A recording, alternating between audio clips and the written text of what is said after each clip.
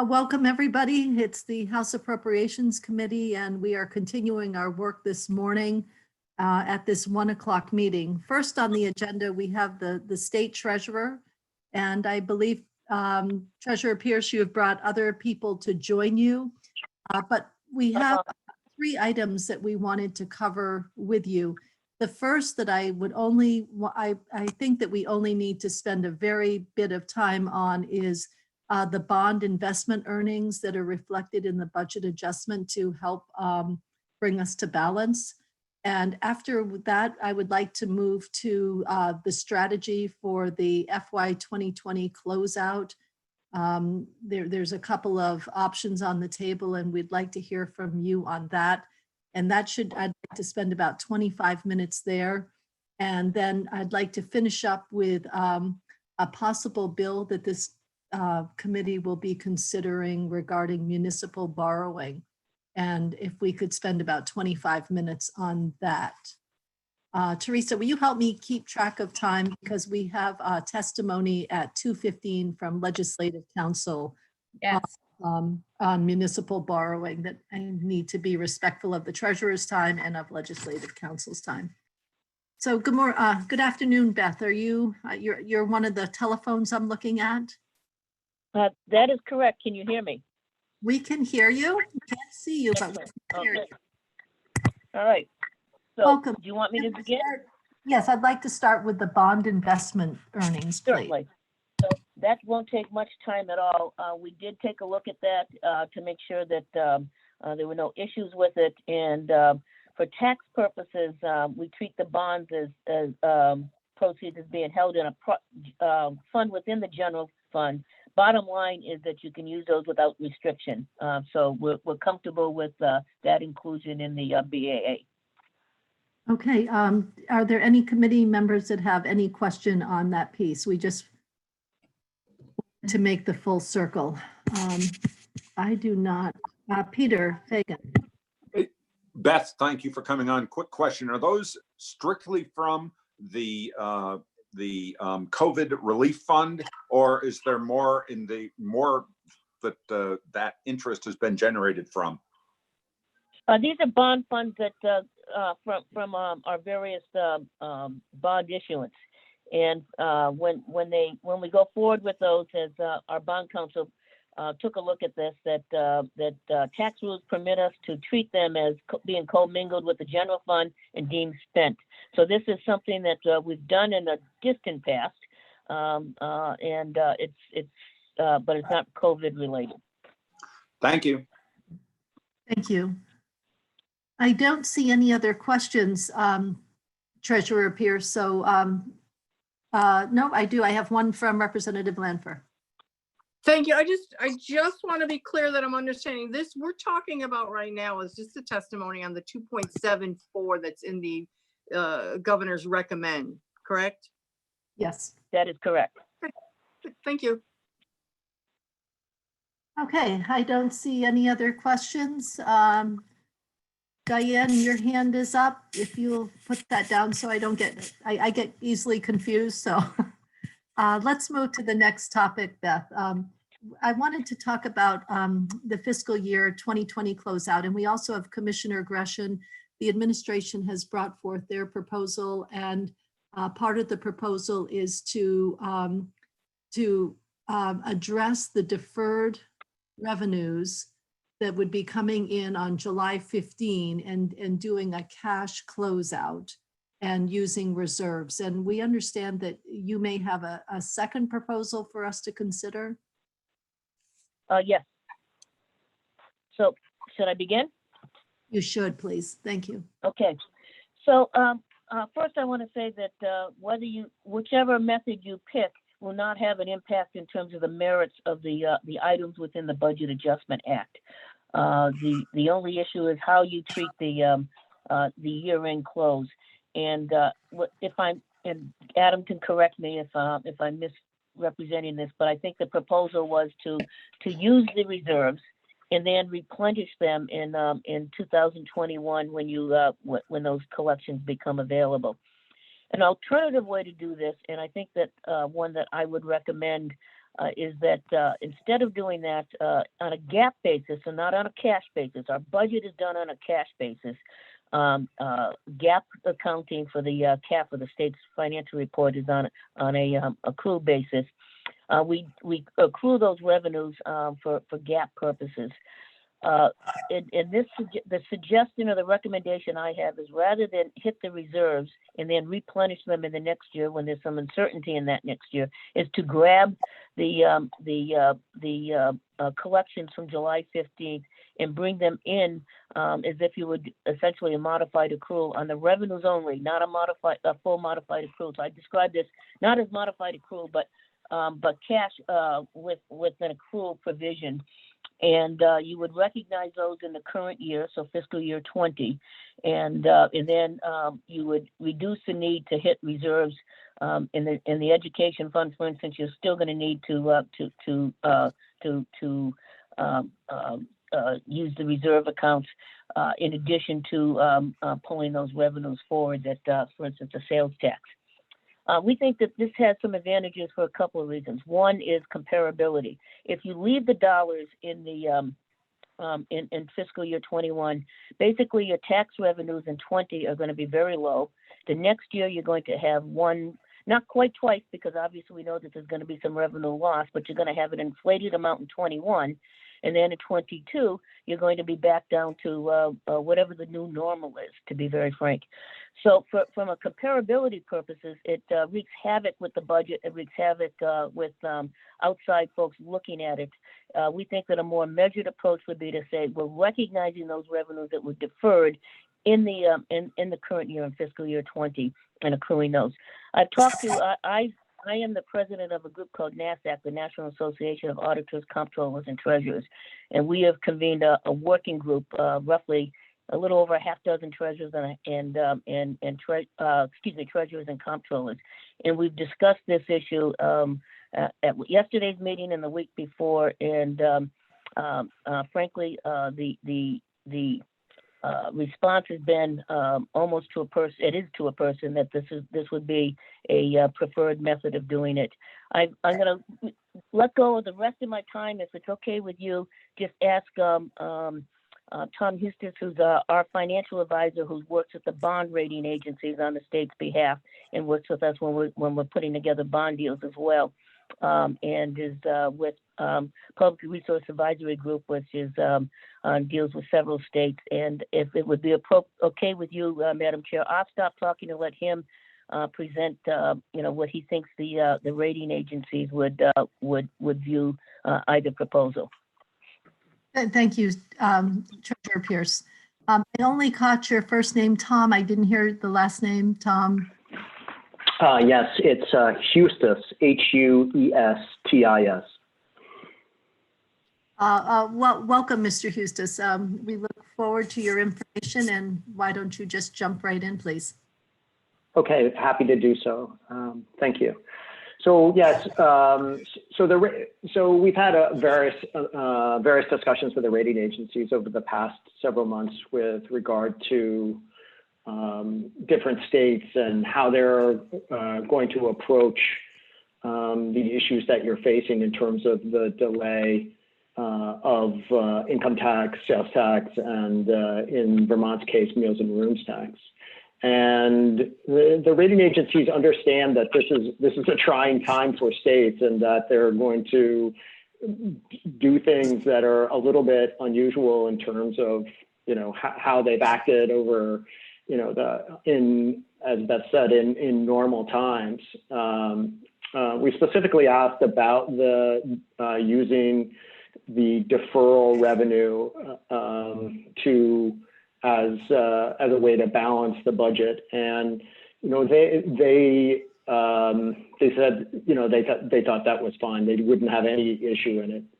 And I would point out what their main concern right now is for most states is liquidity.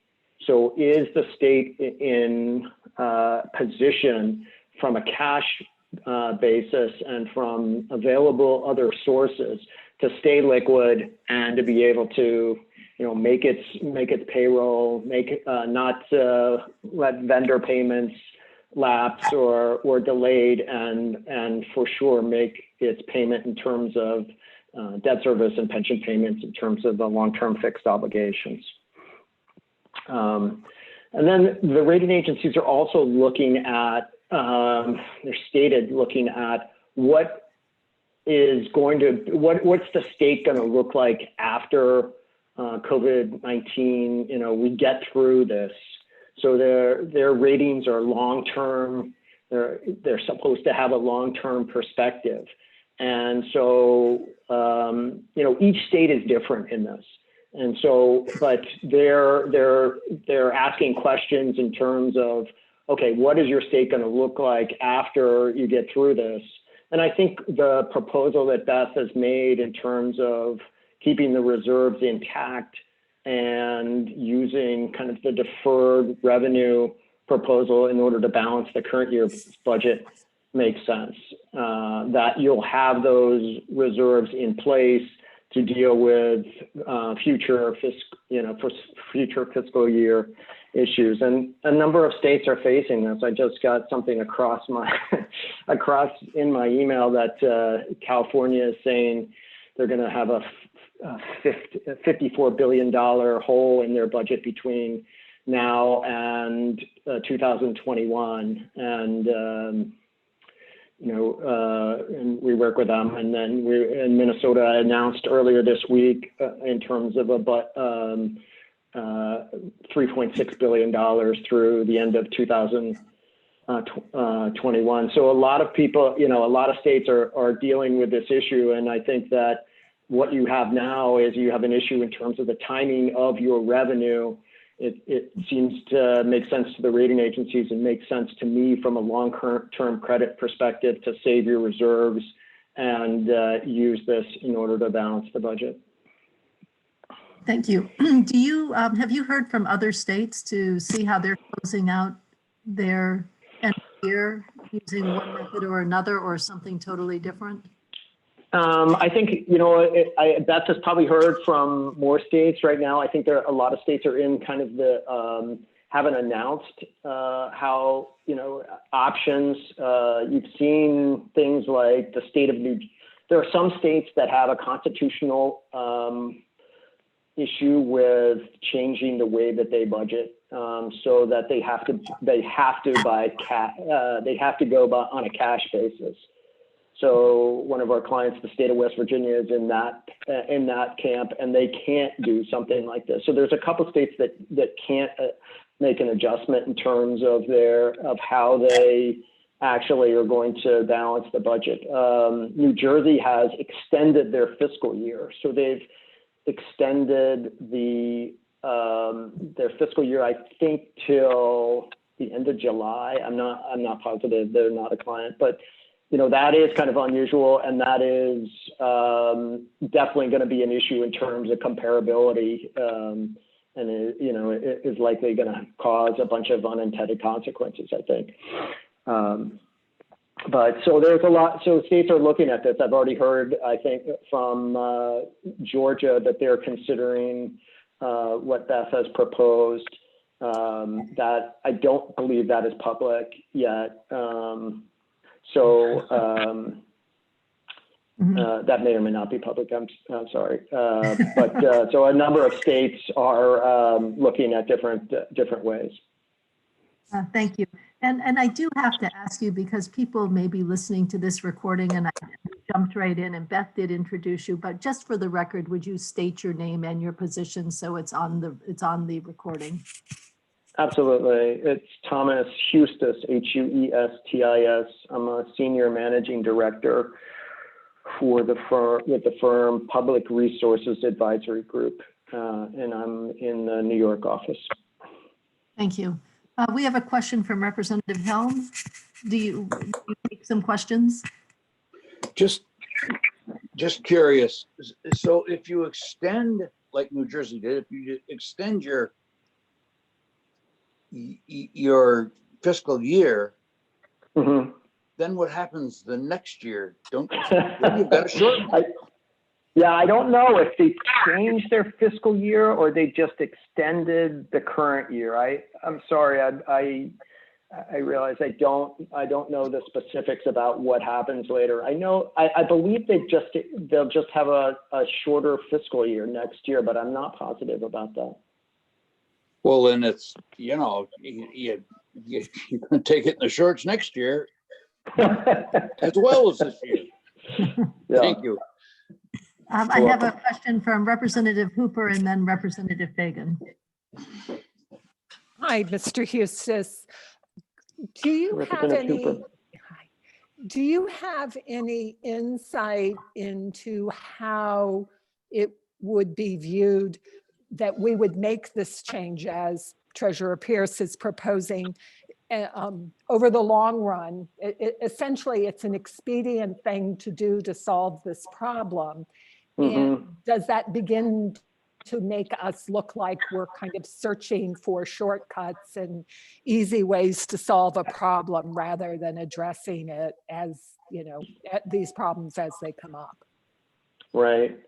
I think that's a great question. And it's a question that we've asked the rating agencies as kind of representatives of the market and representatives of the investor community, is would be, something like this look strange. And I think that there is an expectation that this crisis is unprecedented since the Second World War, and that the states are going to need to do things that are a little different than what they've done in the past. And AAA states are going to maybe have to do things in terms of one-time money, and this is what the rating agencies are saying, that they understand that the budget might be structurally imbalanced for a period, but what they're looking at is what decisions you're making, for the long-term view of the state. And I don't think this is something that is, that you're trying to do to game the system or anything in terms of your long-term financial position. You're taking revenues that are going to be allocated, and they're going to be shown in your financial statements as 2020 revenues, and you're going to recognize those in your budget this year. So I don't think they'll I think that the investor community and the rating agencies expect you to make decisions and implement things that you wouldn't see in a normal time. But they also recognize that you're doing this for a reason, and that they're expecting you to come out in a healthy position in a year or two. Kitty, may I follow up with it? Yes.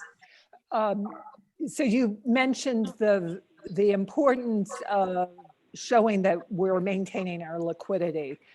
Yes. By preserving our reserves at this point, at least, does that feed into that perception or the fact that we are trying to maintain our liquidity? Can I tie those two together, or is that a separate issue? I think it's a separate issue. Beth probably, as the treasurer, would have a better perspective on that. But I think, that the things,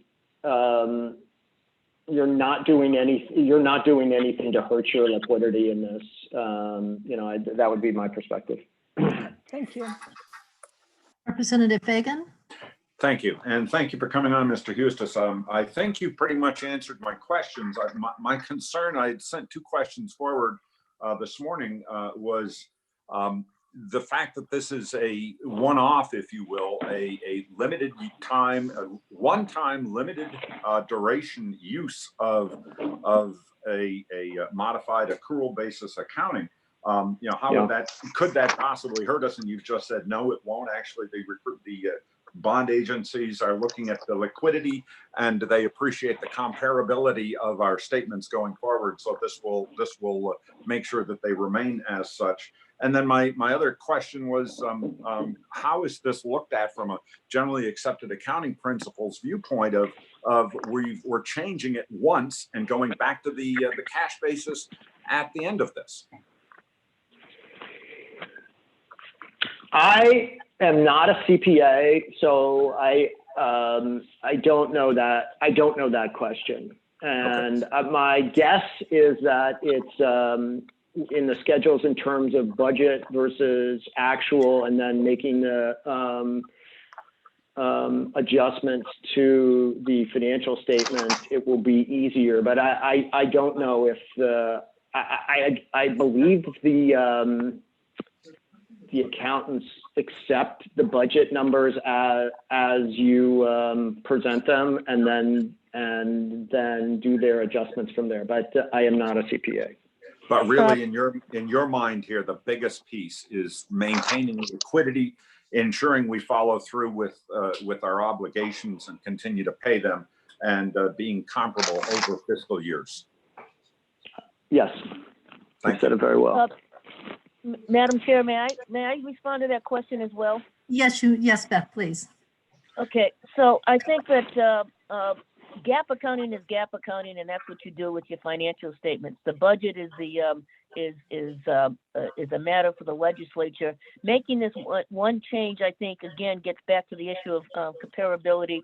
I think it's a better presentation of the budget and the position that the state is in. Again, I'm not an accountant. I used to be, but I've worked in a slightly different area now. But I have talked this through with the comptroller members of our working group, and they feel very comfortable with this. That does include the folks from Georgia that Tom mentioned. And I saw, the survey that's being done by JFO. There's a little bit of talking past each other. A lot of folks are looking at this in terms of the question of borrowing, but I did see other states that are looking at some variation of this, and I think it is the best possible presentation given these unusual circumstances. Thank you very much. We have two more questions. Mr.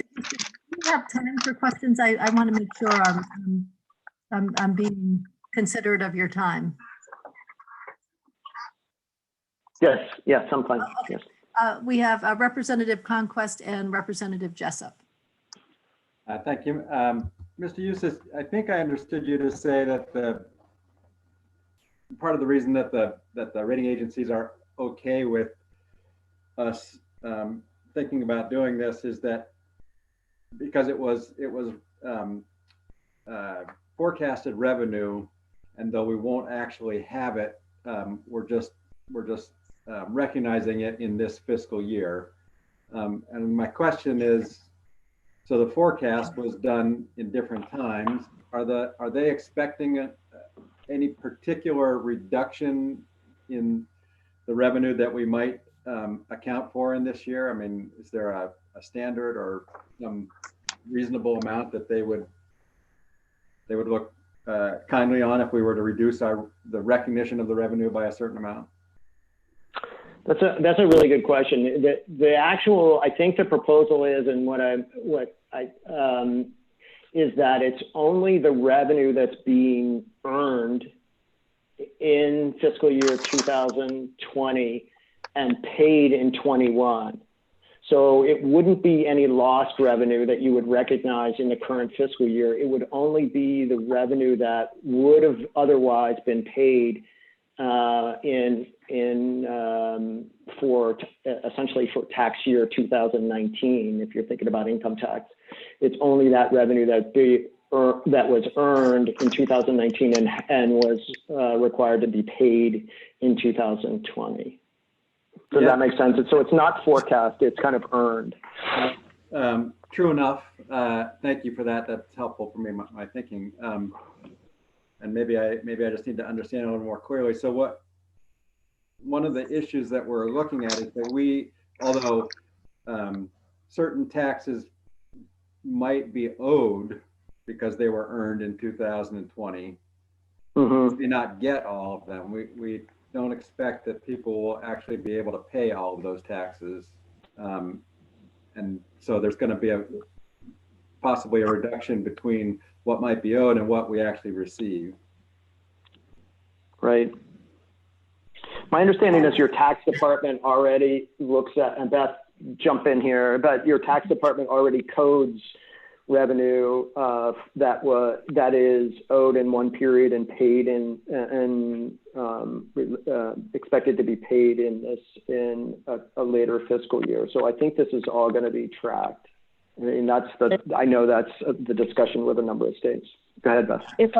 If I could, that is precisely the case, and it would be money that was actually paid in July for the 2020 year. It wouldn't be an estimate of what else is owed, so it would be an actual number, and it is tracked. I would point out that at least one state that I saw does this on a regular basis.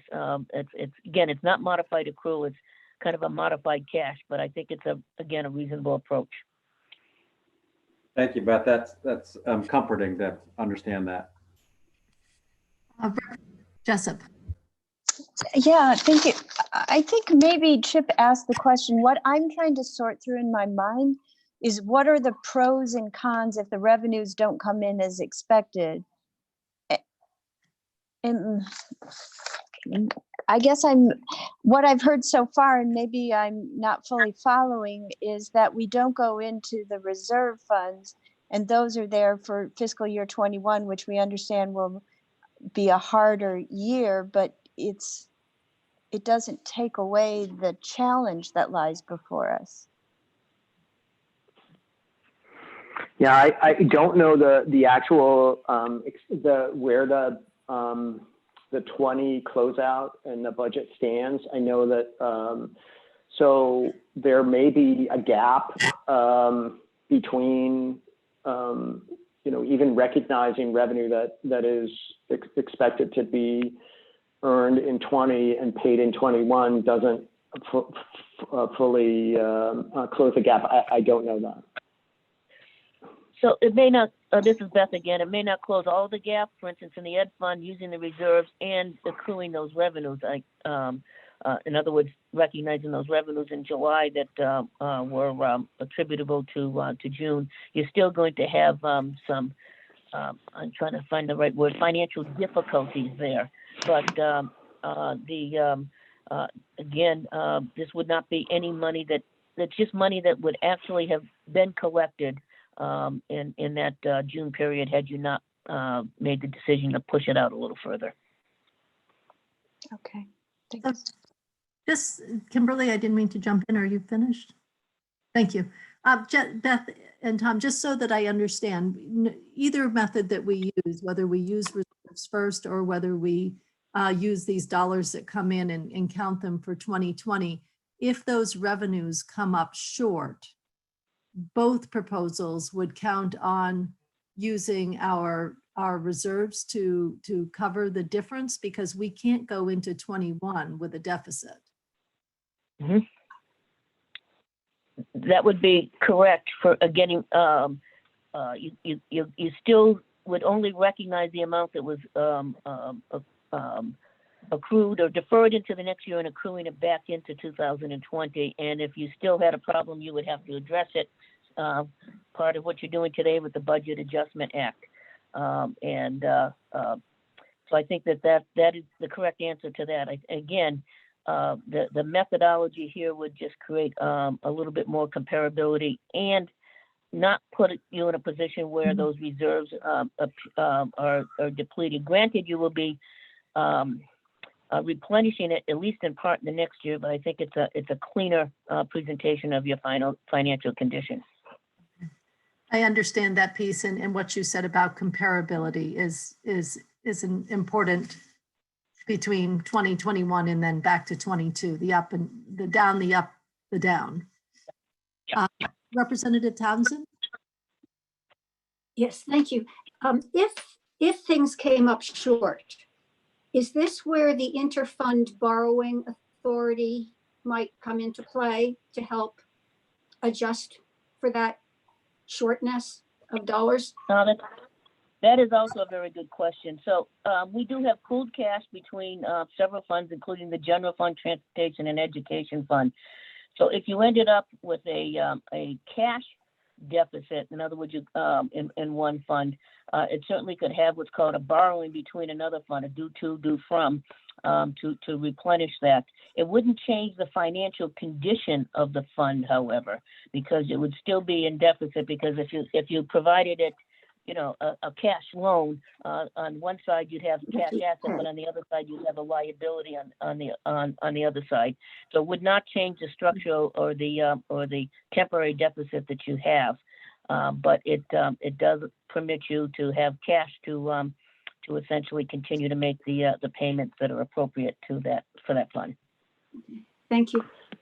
And this is Tom, just to add, but that is, I understand that is part of the liquidity that, you know, that I was talking about, that's important to the rating agencies, to be able to make sure that you have enough sources of cash to make your payments for unanticipated issues. So just to be clear, Tom, in your position, you closing out the end of the year in Vermont, you would choose using the modified accrual method over using reserves at the end of the year? So I think that that is the more prudent way. I don't think that you know, I don't think that either way would cause you a rating downgrade or anything like that. But I agree that that is the more, for me, that would be the more prudent way, yes. Thank you. Representative Jessup, your hand, is it up from before? Commissioner Gresham, did you want to weigh in, or would you like a conversation with the committee at a different time? It's totally up to you. I don't want to put you, you know, in a hot seat that you haven't been prepared for. Part of the nature of my work, I'm always in a hot seat in front of you guys. You know, I just had a couple of comments, and I would start off by saying that the treasurer and I had a conversation. What is Adam, you have a poor connection. Commissioner Gresham, can you turn off your video and then it'll reduce the streaming and we'll hear you better. Hello? No, you're still in slow motion. Do you have another device on or anything? I don't, but you know what? If I, let me get up and No, you're move good to right now. another room. You're good right where you are. Oh, okay. Don't move. So if I stand on my head, everyone can see me. So I No, it's not working. I'm sorry, Adam. sorry, let me try to move.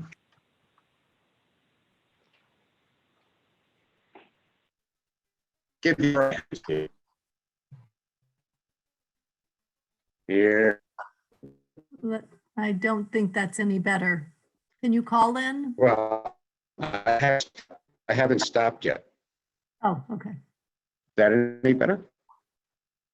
Let's try it.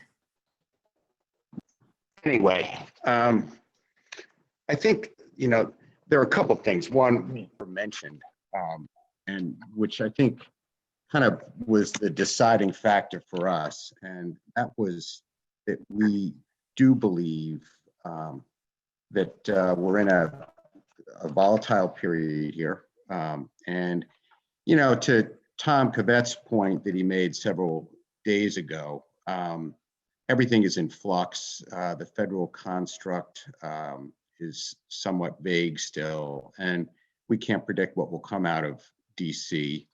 We can't predict what will come out of this, but we do believe that it might, we don't know, but there could be some benefit to using reserves in terms of how we stand with the federal government.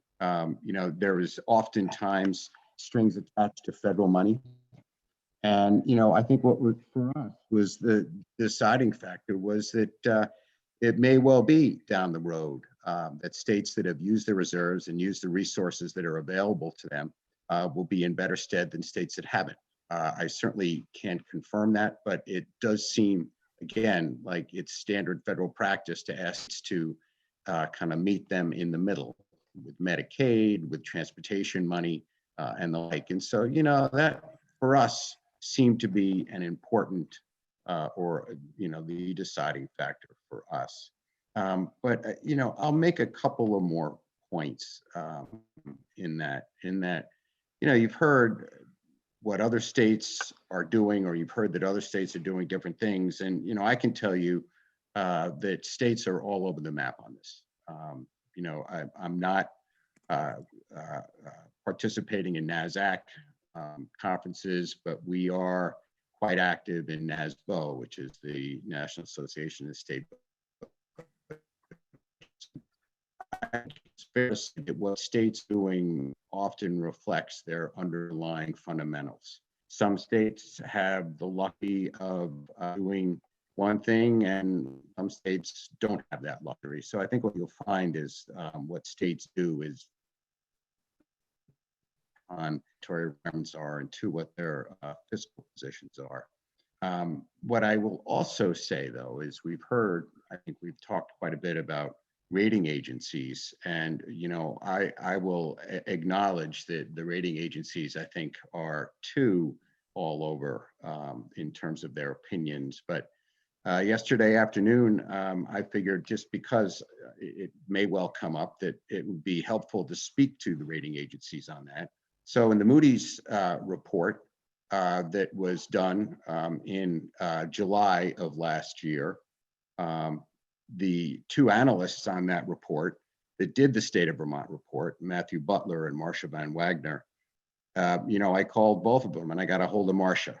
And I can tell you that whether we use reserves or whether we use accrual accounting, her opinion was not strong. To what Tom and the treasurer both said earlier, their opinion is governed much more by the liquidity of a state and how you manage your budget and how you manage your liquidity and what available liquidity you have.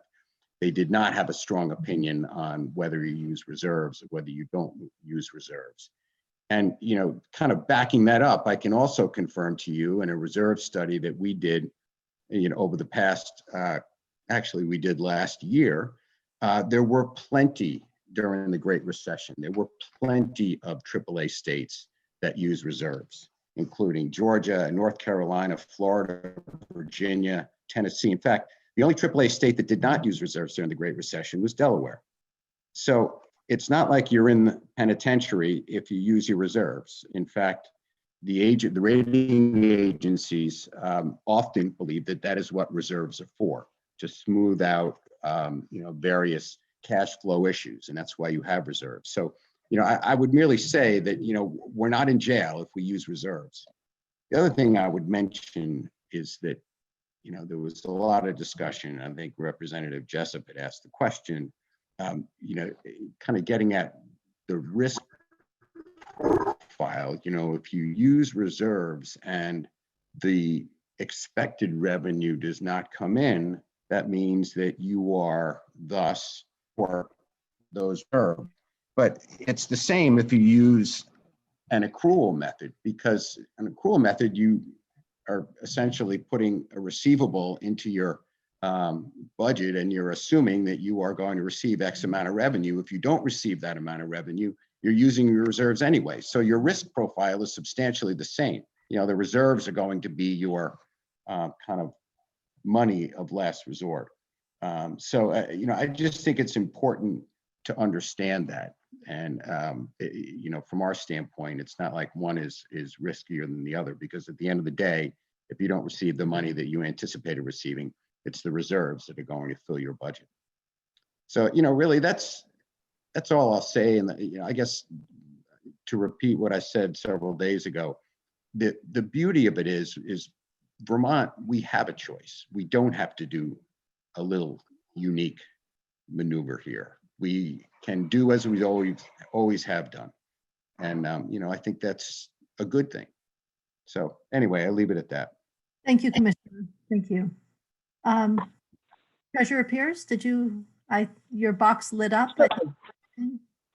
Well, I think that one of the things I would say is that we've already done a unique event. We pushed out those revenues into another fiscal year on a cash basis. So in fact, we have done a unique event that what it does in the process is it puts our financials into a continuum that does, again, not as much, too much, and then back to whatever, as I said, that new normal will be. So we have done a unique event. I think that we can compensate for the fact of that unique event and properly address those. And you're not going to accrue any more than what you've already collected in June. So it's a known number. In July. It's a known number. It's not something where you're taking a guess, and then if the guess doesn't work out, you've got a problem. It will be a known. I think it's more consistent with proper presentation, and it does point out that absent that deferral, we would use no reserves or less reserves, and I think that's a good message to the rating agencies and to the financial community. Thank you, Treasurer Pierce. Are there any final questions? Tom, thank you very much for joining us. I appreciate, I know the committee appreciates you coming on, and wishes being in New York City is all I can say right now to you. Well, thank you very much. I enjoyed it. And if anything further comes up, I'd be happy to testify again. Thank you. Thank you. Okay. Are we set then to move to the next topic, Adam or Beth? Was there anything else that you needed to have our committee here? I'm good. Beth, Thank you for no, listening. Thank you, Adam. Excuse me. Sorry, Adam. One of the problems with phones, again, that the bond investment earnings, and there was an issue of unclaimed property as well in the Budget Adjustment Act. We are in agreement on both. Those are two items directly hitting the treasurer's office, and we're fine with both. The bond investment, yeah, of 580. No, the treasury was, the unclaimed property was 580,000 in the bond investment. That is correct. That is correct. Okay. Thank you, Beth. I wanted to move now, Beth, to a conversation that started in Ways and Means. It continued today in House Government Operations, and our committee has looked very little at it, but are waiting to hear from you and from Legislative Council around the topic of municipal borrowing due to education payments that are coming in at different times. Okay. So would you like me to start, Madam I would Chair? like you to start, and then we have Legislative Council coming into 15, just so that our committee understands it. And are we able to determine, since some of those payments that are coming in are in May and June, are we able to determine an amount or estimate what we would need for an appropriation to do something like this, to pay the interest? Okay, so to answer that question in advance of the rest, I think the answer is by May 15th, I think the Vermont League of Cities and Towns believes that we'll have an estimate. We've got kind of an outside number right now we're looking at, but by May 15th, they believe they have a good sense of what's been paid, as well as the state, and we can firm up a figure at that point in time. And so if something were to pass out of the House, we could use your estimate, and then it could be trued up in the Senate? That makes sense to me. I'm just thinking of timing, because that June 1st deadline is coming very quickly. Yeah, I would like to reserve, because I don't think Karen is on the call right now, and as I'm doing estimates, this is their bailiwick. I would rather confer with them till we settle on that number, but I can certainly give you my best estimate for the time being, recognizing the league will be in a better position to answer that question. Thank you. So there is a PowerPoint, and I will point out that unlike some of my 60-page PowerPoints, this is, I believe, 10 pages. So, and we will make it relatively quick. So starting on page 2, and we've talked about this a little bit in terms of the interfund borrowing that we had. When the state needs to take a look at cash flows, we start with our pooled cash accounting. And as Tom pointed out earlier, Tom Hustis, that's something that the rating agencies see as a positive.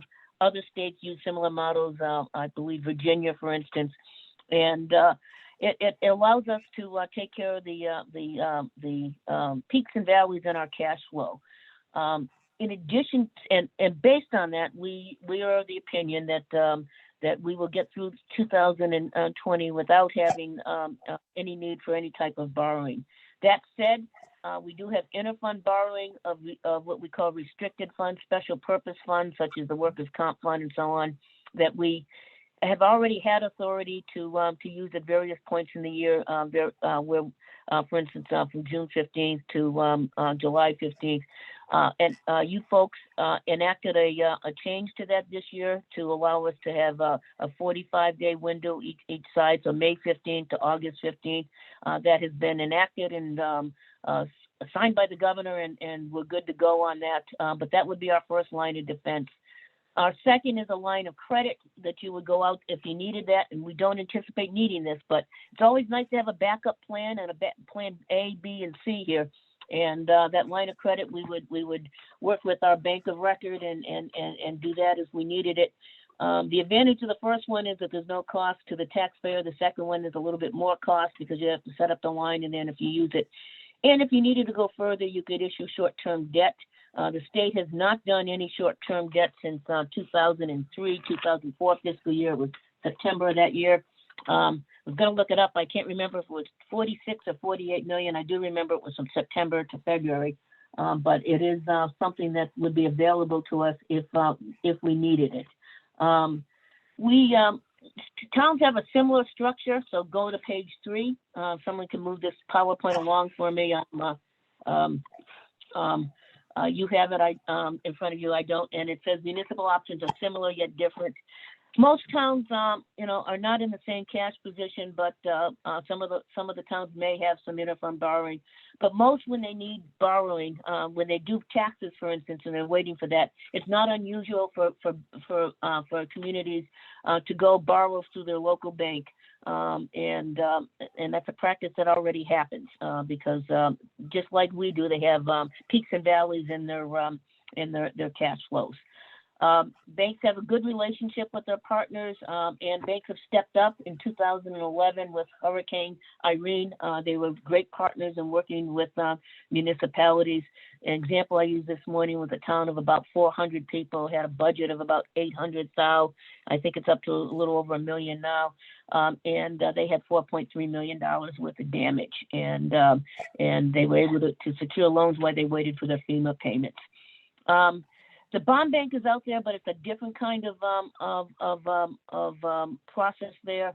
They really work with infrastructure, and they're not in the short-term borrowing tax flow kind of market. There's a longer-term piece that towns can use through the community disaster loan. It's a program through FEMA.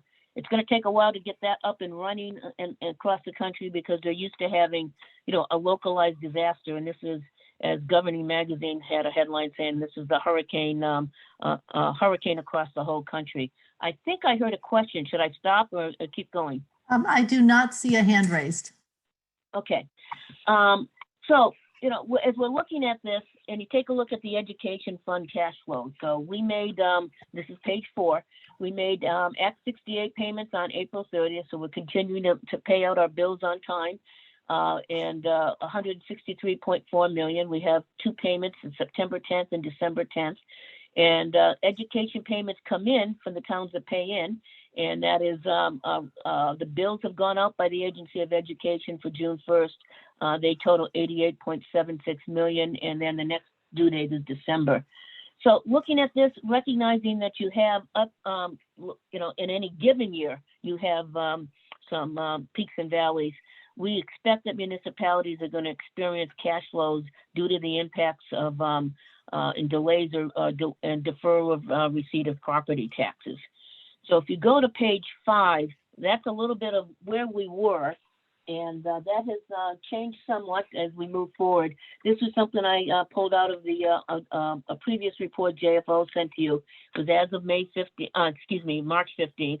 And at that point, there was about $132 million potentially out there with 82 towns that still had some tax due dates. I think Karen mentioned this morning something in the area of 50, 59, I believe. I'll let her speak to that if she's here or in a new period. But that's the money that would be if all of them were not paid. That's my understanding, any event based on the JFO analysis.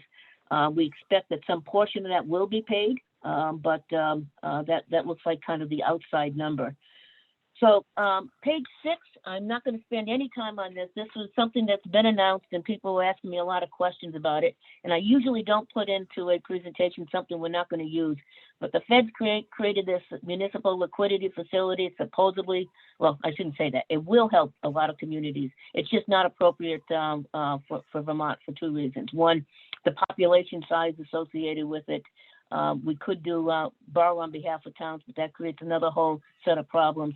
And then if you see down at the bottom, the interest rate pricing, the Federal Reserve recognizes this as a lender of last resort. So if you didn't have access to the markets for whatever reason, and they would add a premium onto the market rate, penalty rate essentially. So this is not something we would want to look at, but it's out there in towns and cities are asking about it and others as well.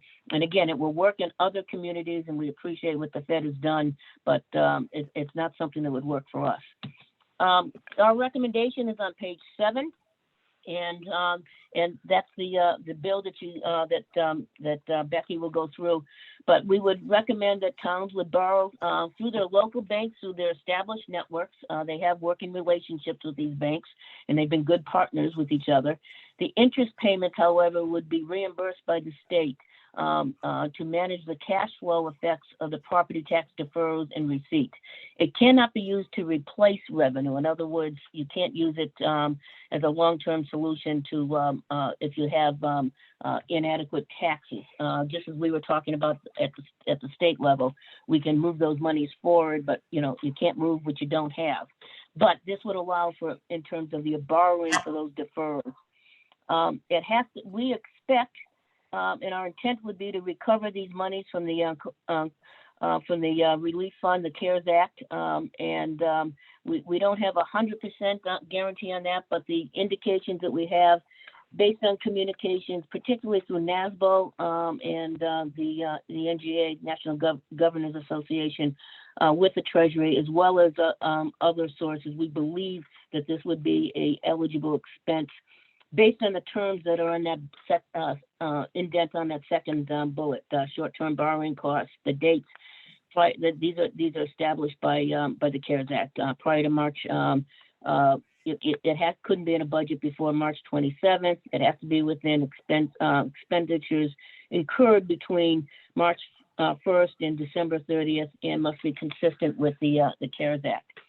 So we would recommend that we would let the communities do their short-term borrowing, and subsequent to that would seek interest relief of the interest for those borrowings through a fund that would be established by the language that we're proposing, and that fund would be administered by the Treasurer's office.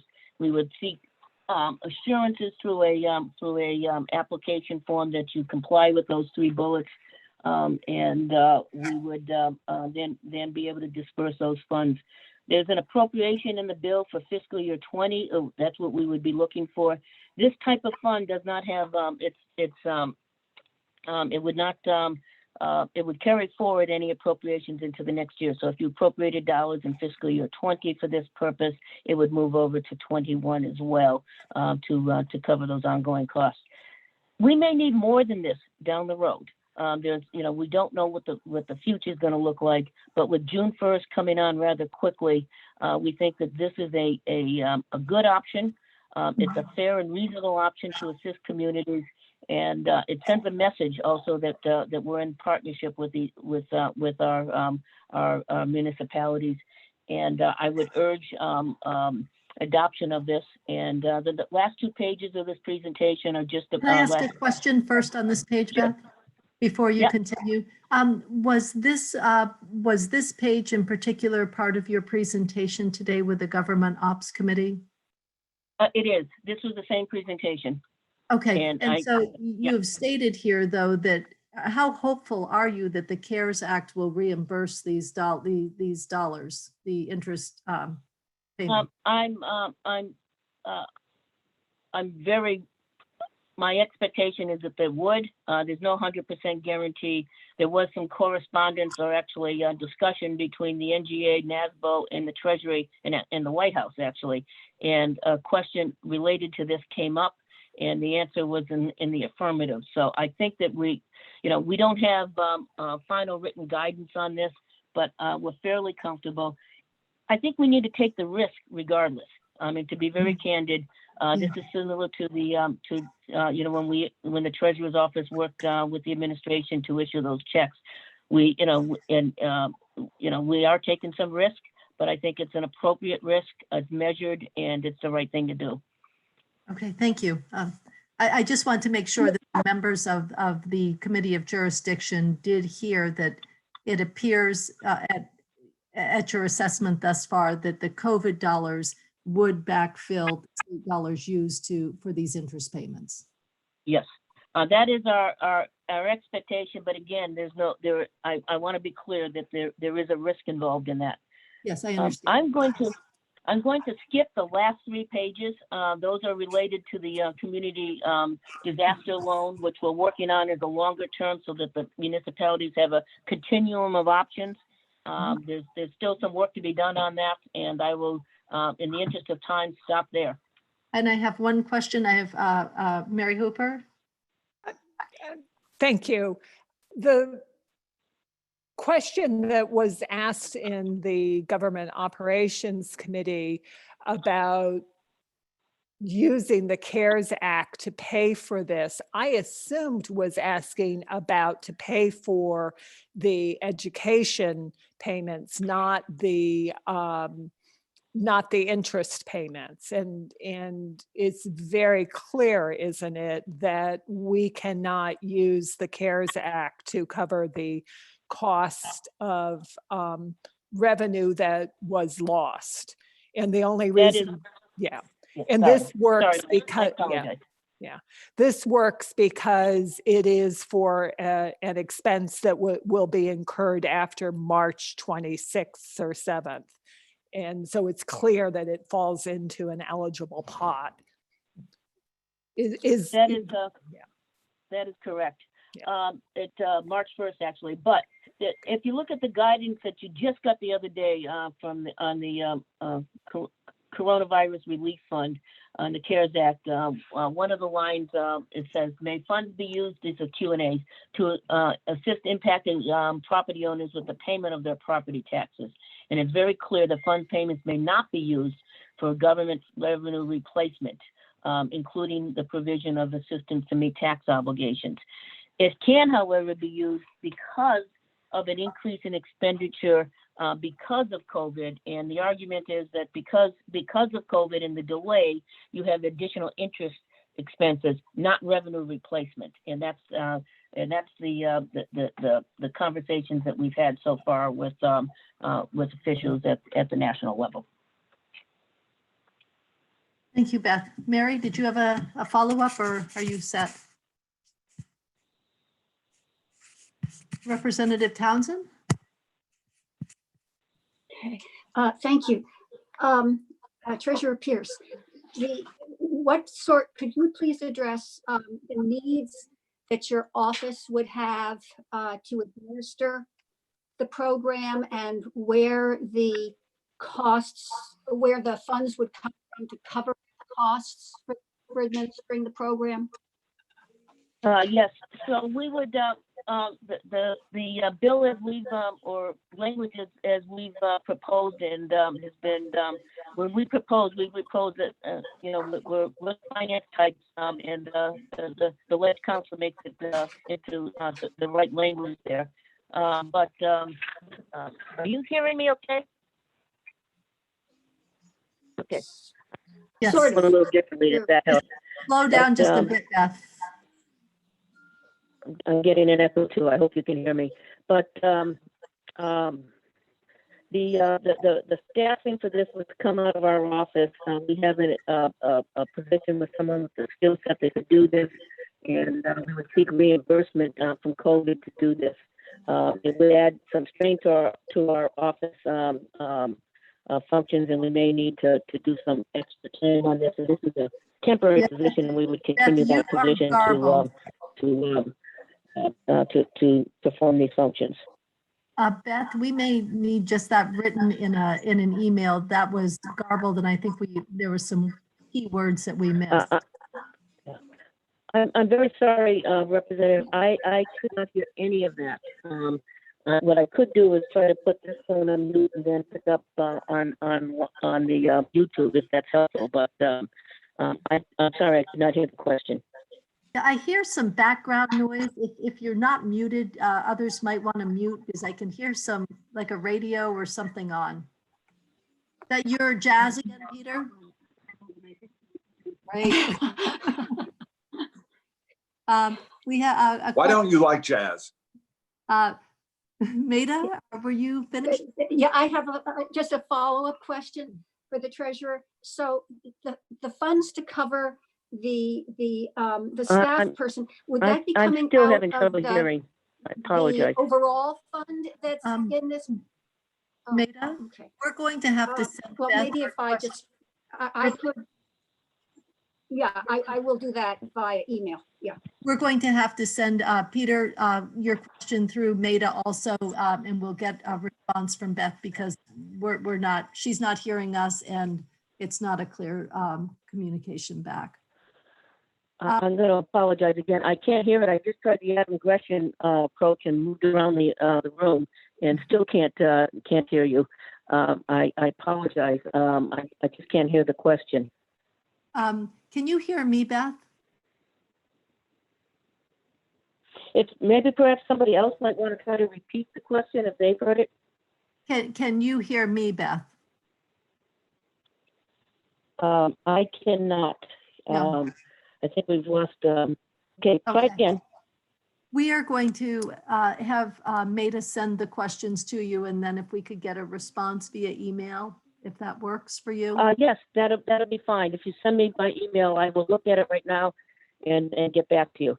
I don't know if you want Becky to start while I take a look at those.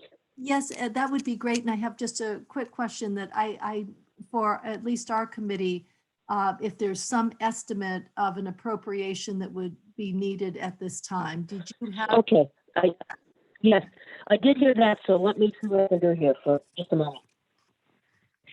So as I said, we're not going to know precisely to about May 15th for this, but I was taking a look at that $132 million of potential as of 315, and again, we expect that some of that will be collected. But if you took a look and just said, okay, there's $132 million, if that was at 2%, which is a reasonable expectation in this market, and that was for a whole year, that would be $2.6 million roughly, or for a half a year, about 1.3 million. So I think that's the outside range. Karen may see something that I don't, but I think that we're in that 2.6 range would be about what I would expect as an outside parameter. And again, we'll have to wait to see if May 15. It's possible that there was more from that 3.1 to 3.15 period on that's not reflected in that spreadsheet that I received from JFO, and they did a great job on that. It's possible that there's more cash flow issues from that period that aren't reflected in this, but that would be my range right now would be someplace in that 2.6, maybe a little higher, let's say 3 million and or under. Could you. somebody do a thumbs up if they heard all that? We get the 2.6, the 2.6 we get. Okay, And Chip, okay. a question, perhaps she will hear your question. Yeah, so I'll ask Beth. I was going to ask Maida to email it, but if Beth can hear me, I wonder, is there any utility in doing the appropriation as an up to whatever amount? I mean, that dollar amount would have to be encumbered until those payments were made, but it just might be easier to get our hands on the money to use it for other purposes after those payments are made, rather than having to take it back from that fund that we Yeah, established. I think that's a good idea. And I did hear that question and most of it. I'm still a little static there, but that sounds to me like an approach that we could use in that regard. So if you set up to 3 million now, the other piece is you're going to be coming back. And if it's not what we need, we can certainly sit down and take a look at that point in time. And to be very candid, you may look and say there's more need out there in different areas that we haven't I haven't identified. For instance, this may be more protracted cash flow issue for the municipalities than this initial piece. And you do have the option of looking at that as you move forward over the fall. But I think that's an excellent idea. And Peter? Thank you, and thank you, Beth. So Beth, my question, I'm not sure if I heard you correctly. I wanted clarification regarding what we can use COVID funds as far as covering the interest payments. I agree. My reading, I agree. I think we can do that. The municipalities that would take out loans to cover this, would we pay the interest on both the education property taxes? Yes. What about municipal property taxes that they might borrow funds for at the same time? Right now, this bill contemplates the education taxes only. Okay. And it's something you could certainly take a look at down the road, but that was the piece that this bill is addressing, particularly with that June 1st deadline coming. Thank you. Okay, Maida, do you want to try your question one more time? It seems like we have a connection and maybe we won't have to do email, and then we will let Beth go and get Becky on. Okay, Beth, the funds necessary to cover the staff who would be administering this program, would that money come from within this new special fund, or would that be a separate amount of COVID money? We would expect that it would come from this fund. And I can't hear you. From within the fund, okay. Yes, Within, Can or cannot? it can. Yes, okay.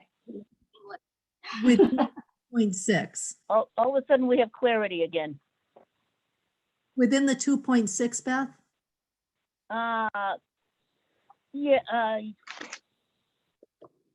Yes, again, tentative, I think I said, maybe a little higher is, until we know what it looks like on May 15th. But yes, I think it's in that range. I mean, So- would be able to be absorbed in that. So that I'm. Again, we may, If we do this committee bill, the sum of X, and I want to be really clear, what are you recommending X be, the number we put in this bill? let's say 2.7 million, and we'll take another look at it on May 15th. We may find that there's more need out there that we haven't accounted for, or on the other side, we might find it to be less. Okay, thank you. 2.7 million. And I think that, I don't remember And- who, but someone made a suggestion of up to, and I think that's a great idea. Okay. Maida, did you have a follow-up? Just a quick one on the same issue of the Treasury office, the Treasurer's office staff. I heard you say something about a temp position. Is that a full-time temp position? Is a full-time Yes, staff we have person? a position. Yeah, we have a position right now that's there, and the skill set to do this And we'd like to continue with that. Right now, we're, we have 7 people in Treasury operations. We have more in retirement, more in investments, and so on. And this could be a sizable workload, but we're going to make it work. And the workload would be going through the applications? Did I catch that? Yeah. Yeah, if you look at that chart, it could be as many as 80 some odd applications. We would need to take a look at the substantiation, check out the interest rate, and get that work done, and then implement this and get those dollars out to individual municipalities. Got it. Thank you. We have one Thank final you. question from Bob Helm. Bob, your question? Bob, you have to unmute yourself, please. Forget it every time. So can I go to something else? Wait, so it's not for Beth, right? What? Is it for the treasurer? Yes, it's for the treasurer. Oh, absolutely, as long as it's for the treasurer, yes. Yeah, okay. So if I'm out of line, Beth, tell me, but I was wondering, my understanding is you're reviewing Vermont State College's costs and that kind of thing, debt or whatever. Is that so? Yes, I was asked to take a look at it in a very limited way. I'm certainly not going to make any recommendations. I'm not an education specialist, but to take a look at the costs, so that as the legislature is looking at what this next year might look like, with a low and a best case and a worst case scenario, and what that cost might entail. And then you're going to be making decisions and doing other pieces, and I would recommend a consultant. So we're going to be briefly involved. We've been working with the financial staff at the chancellor's office, and we're going to be briefly involved to try to get a scope on those dollars, and that's the extent of what we're going to be doing. And when will you expect to complete that? Well, I'd like to have already finished, but I think in the next couple of weeks, we will hopefully get this done. People also have other schedules in the colleges, and they're working on other pieces, and we will be talking to each of some of the folks in each of the institutions as well. But 2 weeks, I'm hoping. If it slips into 3, but certainly no more than that. Well, and one more thing, will we be privy to that information as soon as it's made available? Or Absolutely.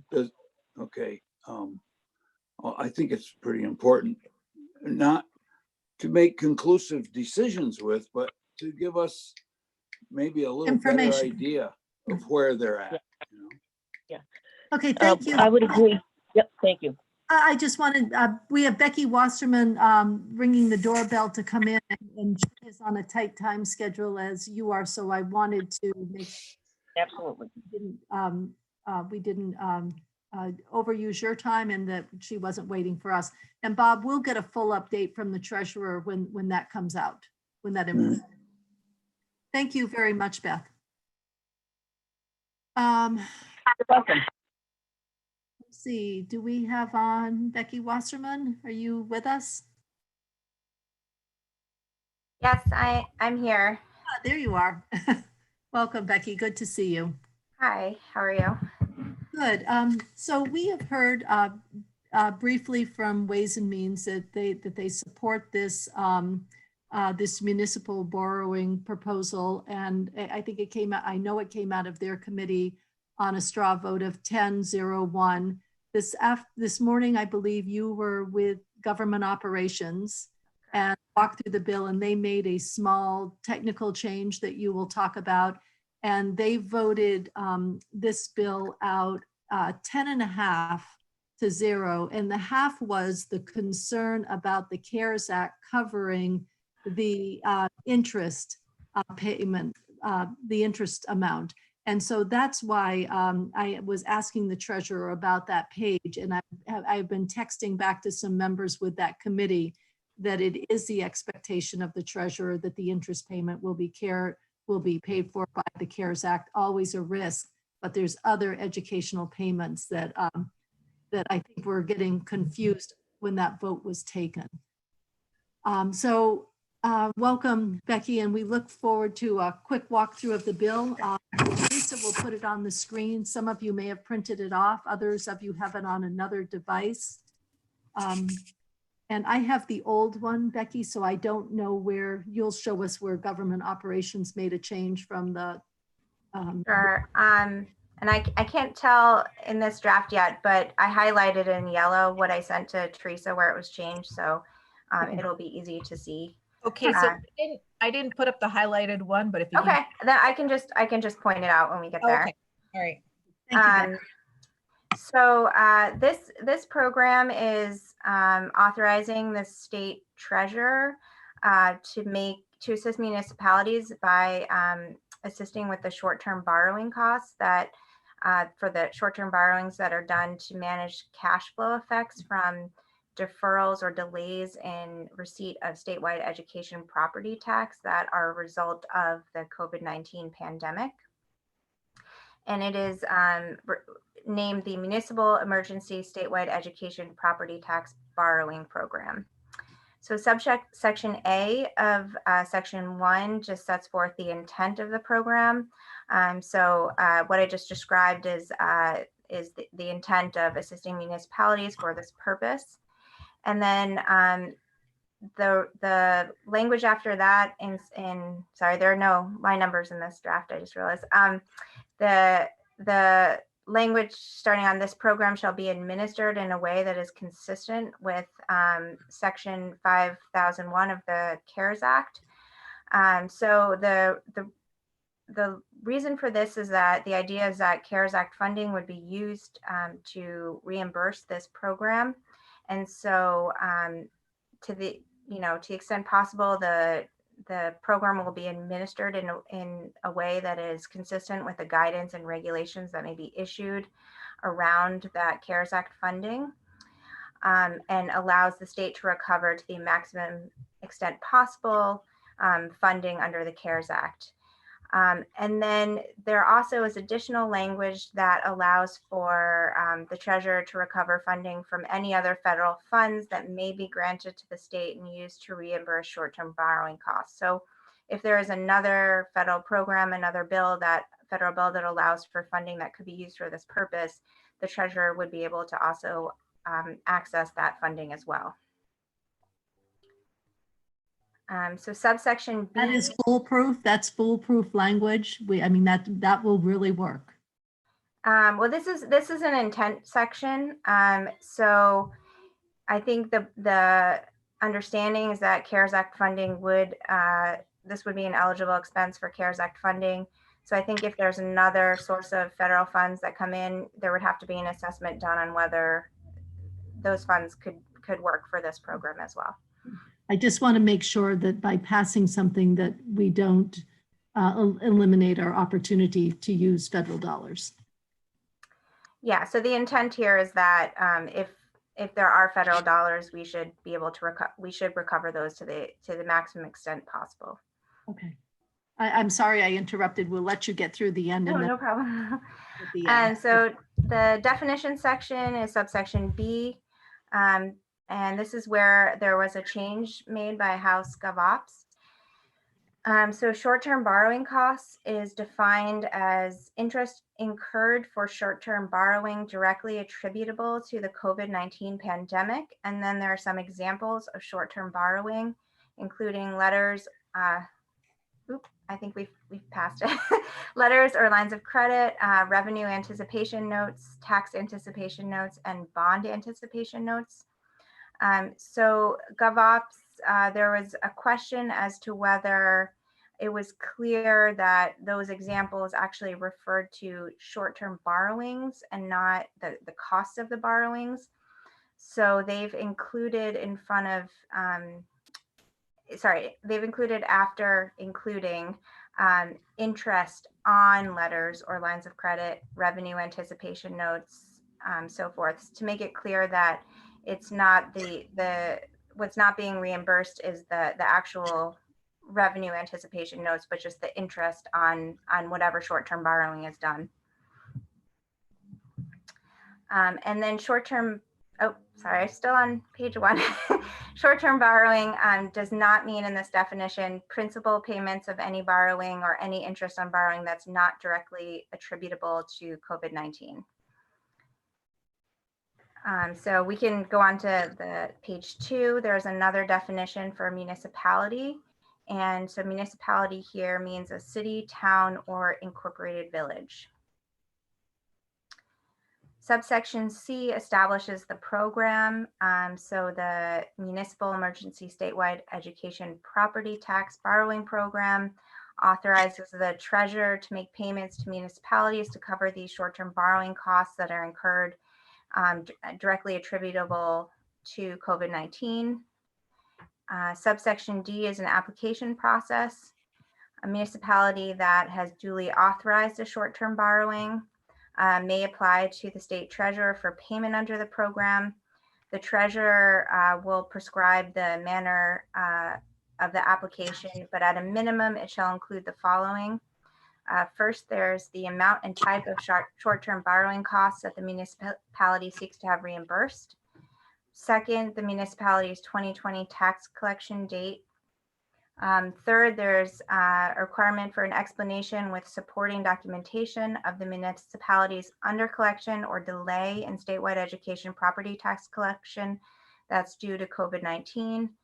And then finally, certification by the municipality and including supporting documentation that the costs meet that definition of short-term borrowing that is in subsection B, and that it also meets the eligibility criteria that are set forth in subsection E, which we will get to next on the next page. I'm keeping track of members' names, and we're going to do questions at the end, just so you don't think I'm avoiding and ignoring anyone. I have Maida and Bob so far. Okay, keep going, Rebecca, Becky, please. Sure. So the eligibility requirements, the criteria here are trying to be consistent with the criteria for eligible expenses under the CARES Act. So first, the borrowing costs, the short-term borrowing costs were not included in the municipality's budget or any amendment to the budget enacted on or prior to March 27th of this year. Second, the short-term borrowing costs were incurred during the period beginning March 1st and ending on December 30th, 2020.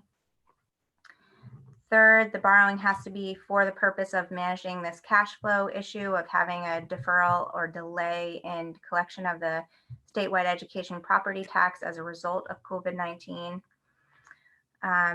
The expenses, in number 4, the expenses have to be consistent with the use of funds authorized in the CARE Act as may be amended, or the requirements of any other federal funds that may be granted to the state and used to support the program. And then finally, any borrowing interest must be commercially reasonable based on published municipal indices or prevailing bank rates.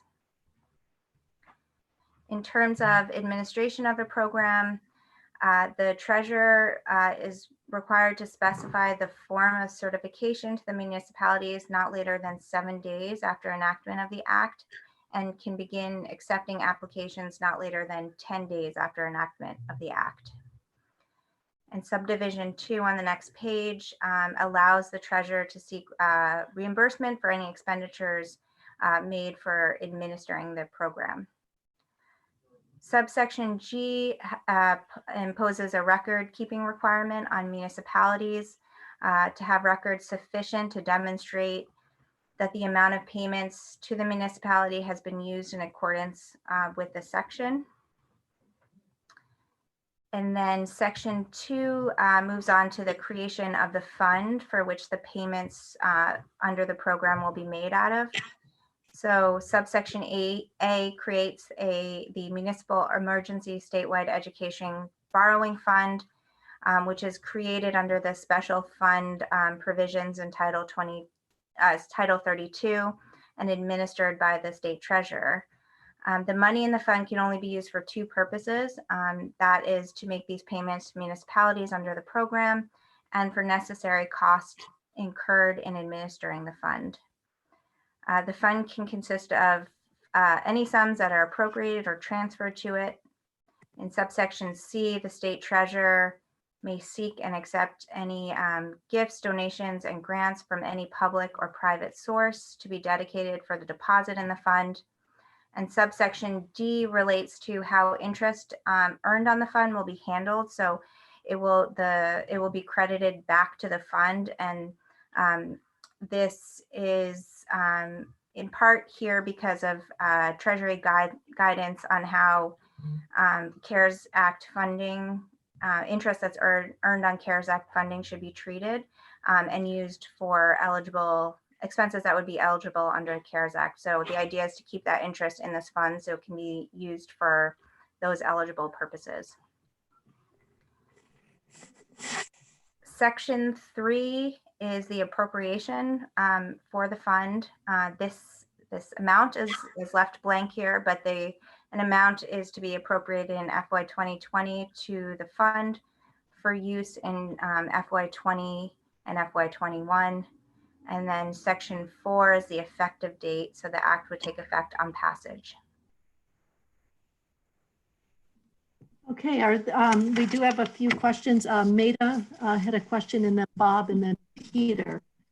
Okay, 3 very short questions. Becky, this section 5001 of the CARES Act, I just want to double check that that's the section that contains the guidance, the regulations as to proper usage of the money. So that's the section, yeah, that's the section for the coronavirus relief fund, and that has some criteria in there. And then the Treasury has issued additional guidance about how funds can be used after the act was passed. And I believe there's been a guidance that came out, and then this week there was also some FAQs that were issued. Okay, thank you. Second question, there is reference to the tax collection date as part of what needs to be turned in from the municipalities. This would be in section D, section 1, sub D. And then number 2 within that, it says the municipalities 2020 tax collection date. Does that mean, say in the instance of a municipality that may have deferred its collection date, does that mean the deferred date or the originally scheduled date, or doesn't it matter? I think it's intending to be the date that the tax is set to be collected. So if they deferred it, then it would be the date that it's deferred to, but that can certainly be clarified in the language. Well, personally, I think it would, I'm always on the side of clarity. Sorry, I think I'm confused. This is for the state property tax collection, and I need to look into I know that there's some bills about deferring municipal property tax collection, so I am not sure what the deferral rules are for I know there's a June 1st collection date, so I think I need to look into that. Okay, thank you. And then my last question, in section 2, sub C, that language about how the treasurer can solicit funds to go into this big fund from these various sources, is that just boilerplate language that is added for any kind of special fund? Yeah, that's language that just has sort of a responsible person given the authority to accept like a grant for the fund. We do typically include something like that for special funds. Thank you. Thank you. Thank you, Maida, for that clarification. Bob? Bob, you need to unmute. Sorry. This happened way up in the beginning, and I was trying to write fast enough, but it blew out of my sight. And anyways, it's made a mention of the reason for borrowing has to be something like it has to be directly created by COVID-19. You recall that? Hello? Sorry, are you asking where that language is?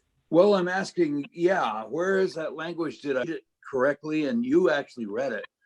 Sure. But So it there really went by fast. I think it's in subsection C where the program is established. Yeah, see, I can't scroll anything.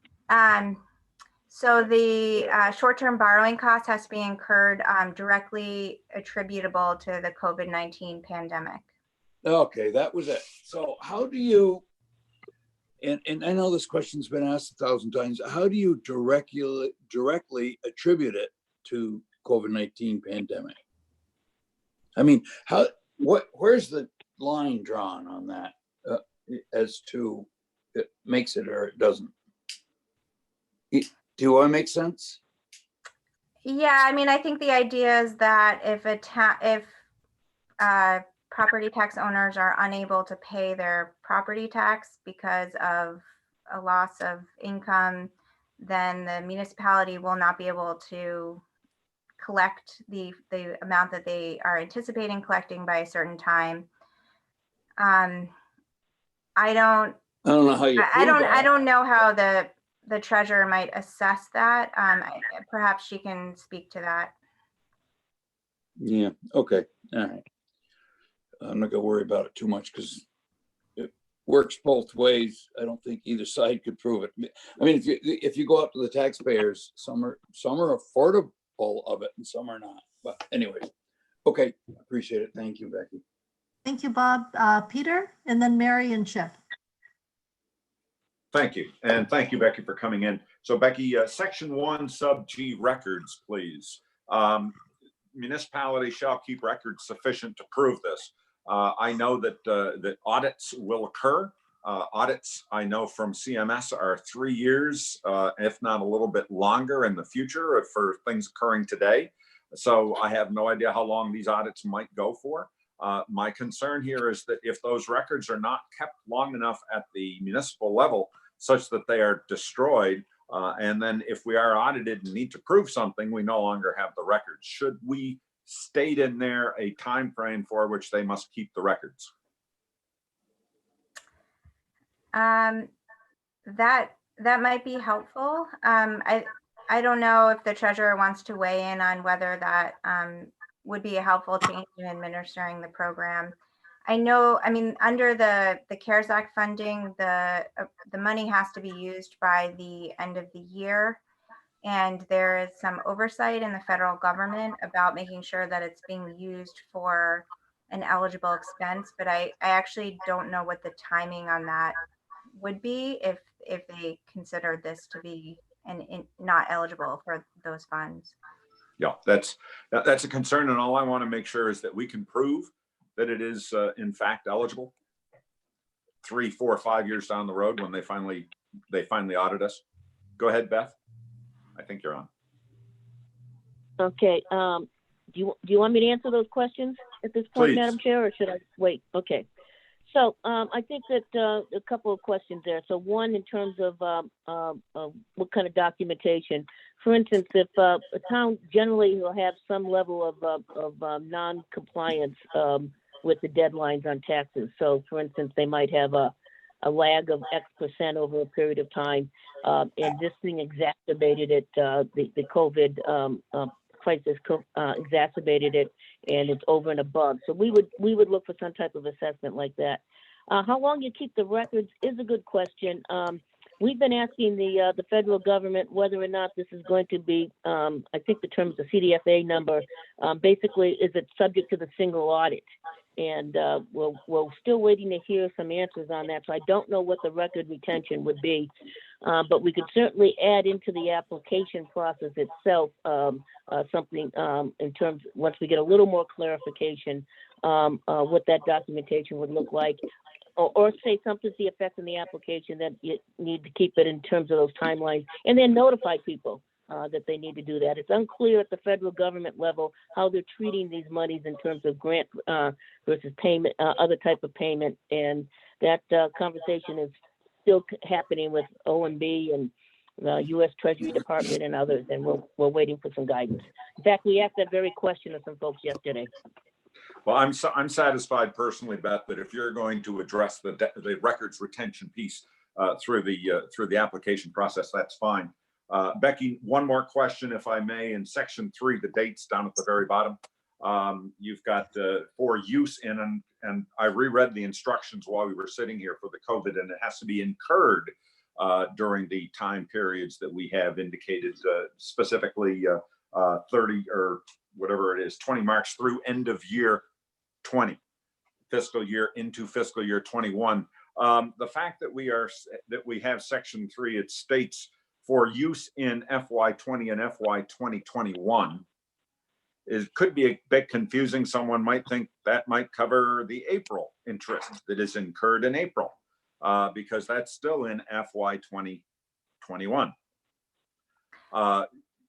Should we rephrase that to state through December, end of month December?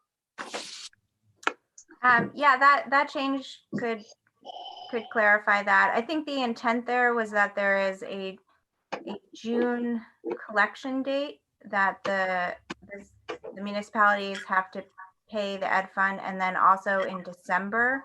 Yes. So it's possible that a municipality would use this program for the December date, which is an FY21, rather for the June date. Sure.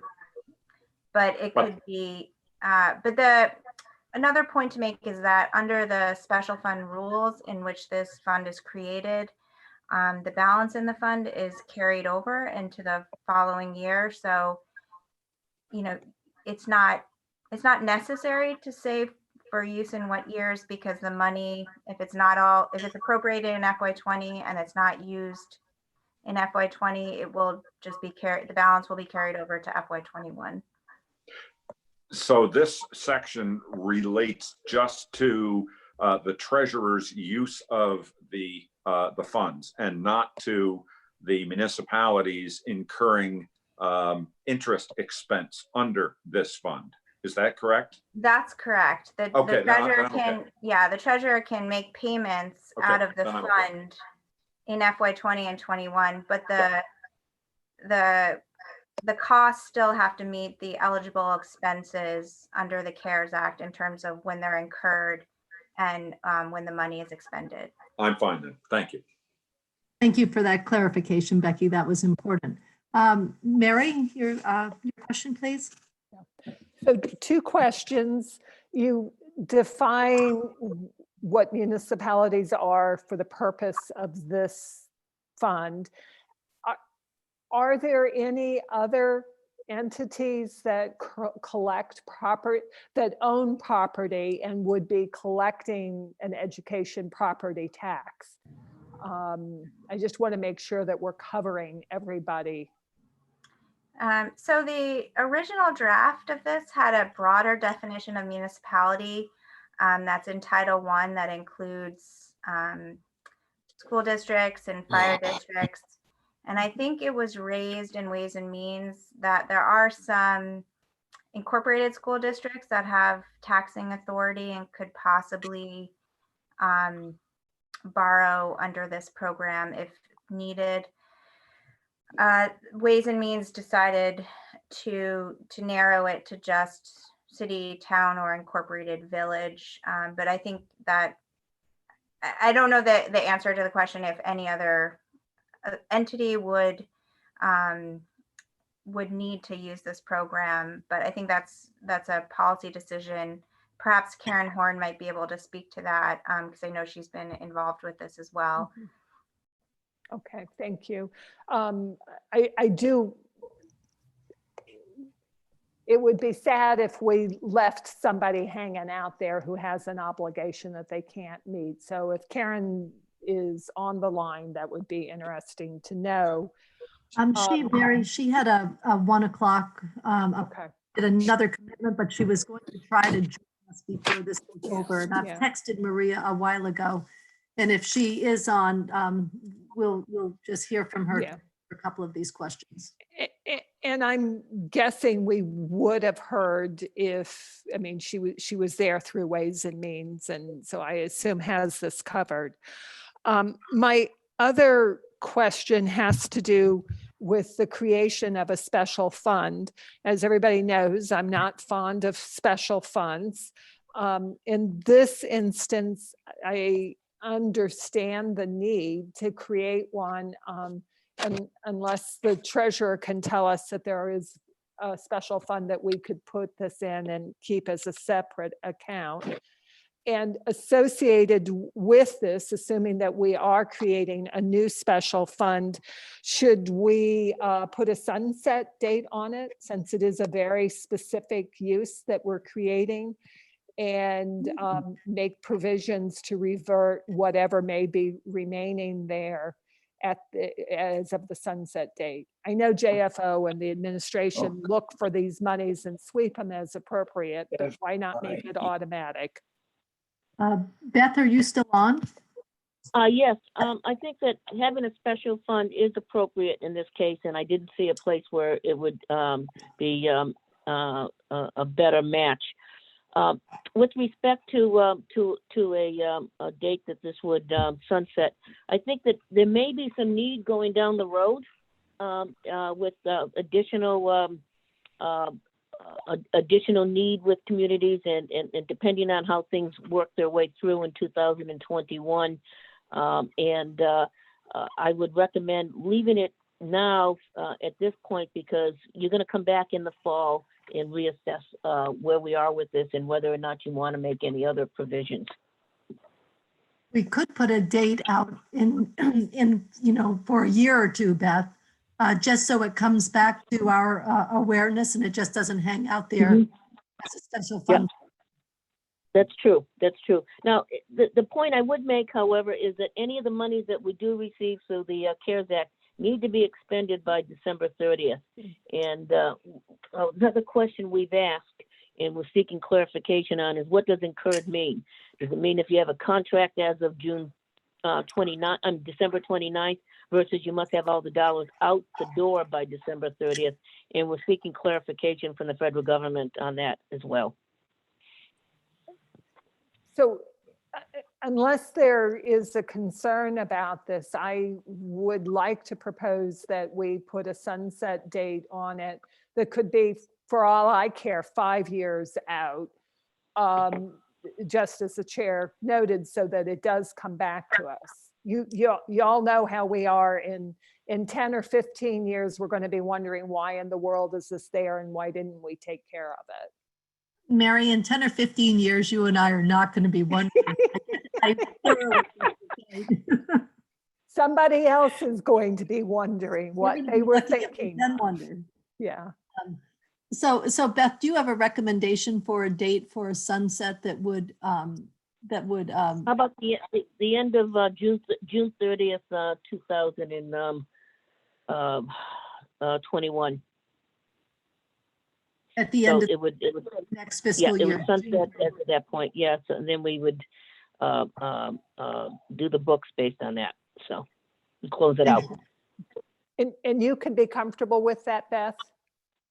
Yes, again, you may want to look and say, gee, we need to do a little bit more, and you can push it out, but I think that's fine. I think that's an appropriate way to do it. And I won't be here in 10 years to look at it either. Thank you.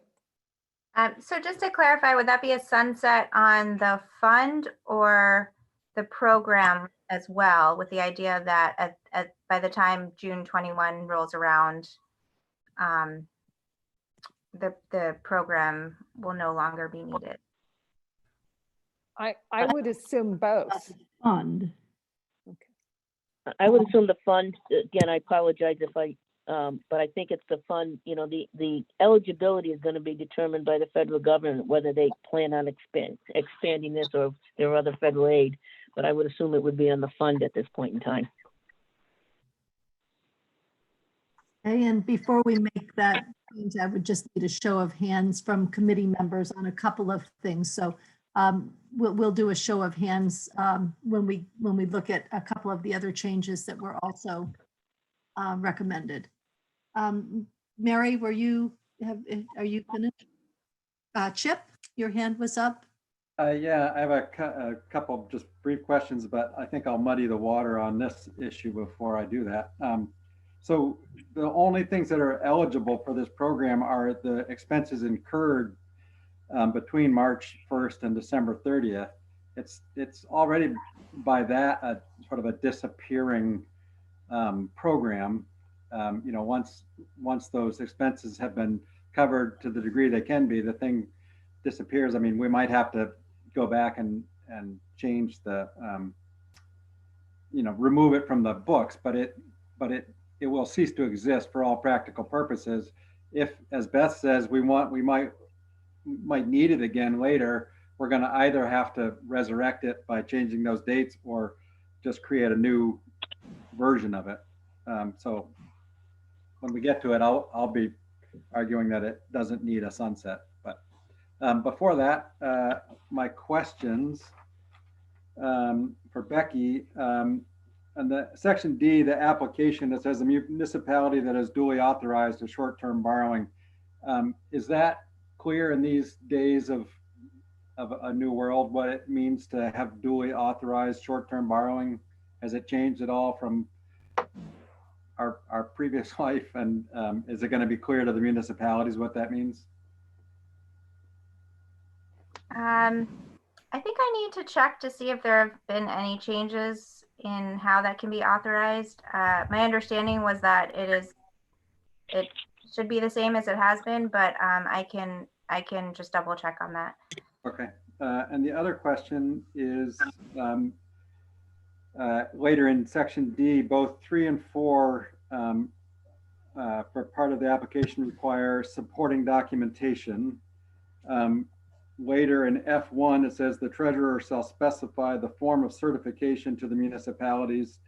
Will that specification by the treasurer cover what's needed in the supporting documentation? I think that was the intent, unless the treasurer has anything to add to that. But I think the intent was that the treasurer would be sort of prescribing what the certification and application process would look like. And okay, I just want to make sure the municipalities know what they'll need to provide. But thank you. And Peter and Bob, I think your hands were up from before, unless there's a question. We are in unusual times and we need to move this bill very quickly, and we do not have the ability to go out in the hall and chat with people to get information and then bring it back into the committee room. So I have asked Karen Horn from the Vermont League of Cities and Towns to weigh in on, Mary, you had a question regarding is anyone being left out? And so Karen, would you mind responding to a couple of questions that the committee has? I'd be happy to. Karen Horn for the Vermont League of Cities and Towns. Thank you, Karen. Mary, do you want to ask your question, please? Yeah, Karen, this is a narrow definition of municipalities, which makes sense. And I was wondering, however, if there is some other taxing entity responsible for paying property taxes that may need to have the same sort of shelter that we're providing here for towns. I can't think what it would be, but I just wanted to double check. So this piece of legislation only addresses for municipalities that are collecting education property taxes and then needing to remit them to the state. And so the only entities that actually collect education property taxes are the cities, the towns, and the villages. It's pretty narrowly written. Okay, so no one else collects education property taxes except for those entities that we've described here? Yes. Great, thanks. And Maida, is your question for Karen? Yes, it is. Go ahead, ma'am. May I, is it okay? Please. Go ahead. Okay, thank you. Karen, from the league's perspective, under the information to be included in the application, the second thing on the list is the municipality's 2020 tax collection date. How do you define that?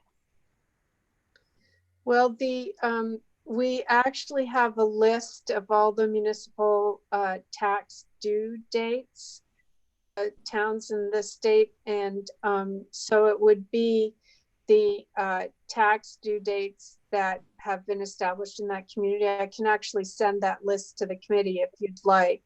But what we're really looking at are towns that had due dates after the beginning of this COVID-19 crisis, because those are the towns that are experiencing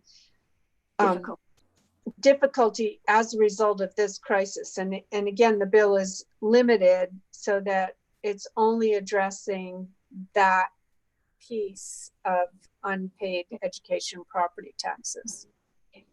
Thank you very much. I understand. Thanks. Are there any, Marty? Is this question for Karen? I recall a bill that we passed through the House just last week in which we gave towns the ability to defer the tax date, receiving taxes from their citizens.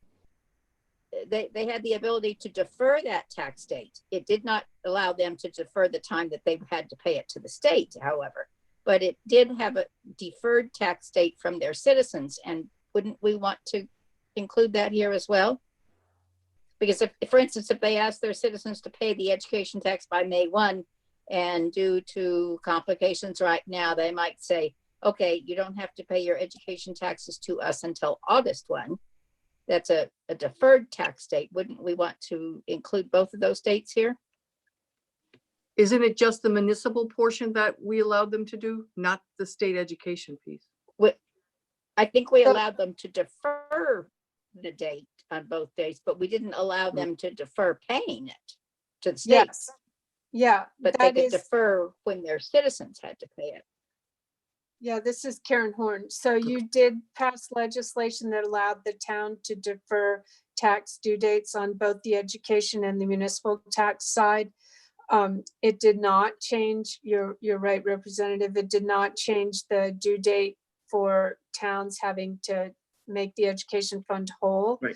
And this legislation would allow them to borrow in anticipation of those taxes coming in. The state will pay the interest that's due because of that borrowing. And the treasurer may have a comment on this as well if she's still here. Beth? If I may, Madam Chair, I think that yes, we're looking for the date, but we would also ask in the explanation of why you need it. If there was for instance, that you deferred the date from April 15th to May 15th, that would be something that we would see in the application itself. Okay. But the reason that we wanted to ask that other question of what's the date, because this, getting to Karen's point earlier, this would only really apply to people that had tax dates after March 1st, because if you had a tax date of January 20th, for instance, I'm just picking a date off the top of my head, you would not be adversely impacted by the COVID.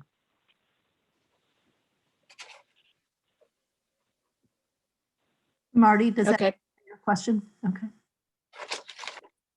Yes, I mean, if the town had a date of May 1 and then they decided because things are difficult locally to extend it till June 15th, they could still apply for these funds. I mean, and then if they have to go out and borrow, then they could apply for these funds. And I think the tax collection date they would probably call it the deferred date because they had officially deferred it, but it was still after the other date beginning in the COVID problem.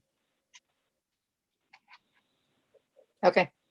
Okay, and the risk is the same as the regular collection dates. If people pay their property taxes or not, there's still a risk that they may borrow what the need is, but all those taxes don't come in. But that happens in towns anyway. All the time. Yeah.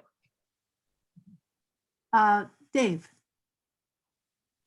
Is there an estimate from anyone on what the appropriation amount should be? we got one from the treasurer earlier at 2.7. We're going up to 2.7, but May 15 would have a better amount. And Karen, you might That's right. Thank you. speak to this, and that an adjustment could be made on the Senate side or in the skinny, we could also put it in the quarter year bill. So Karen, does that number, what the towns, what it's like in towns? The treasurer suggested 2.7 million, and we had a suggestion to write up to 2.7, and then let the Senate. I do think, oh, sorry. No, I'm fine. Go ahead. I do think that we will have a much better idea on May 15th. The number of towns have their final payment on May 15th. And to the earlier question, we do have some towns that are deferring tax due dates. We have a lot of towns that are not because they don't feel they can at this point. So on May 15th or May 16th, most likely, I think we'll have a better idea of what the need is going to be. Yeah. Madam Chair, may I ask a question of Karen? Yes. So Karen, what I did just to try to get a thumbnail on this is I took the 132 million that was off of that 315 report and I multiplied by 2% and added just a little bit of room. Is that a reasonable process at this point in time, or do you have a better suggestion for the committee? I think that's a reasonable process. I think that you might want to go for like 5% instead.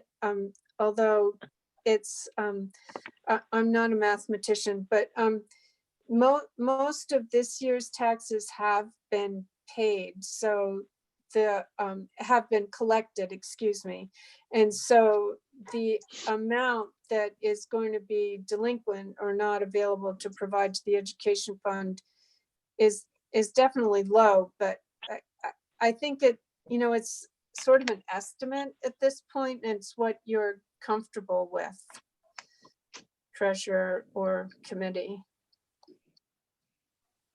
Respond to that, Beth?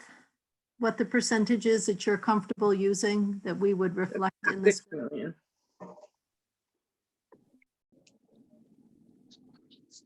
Are you doing the calculation, Beth?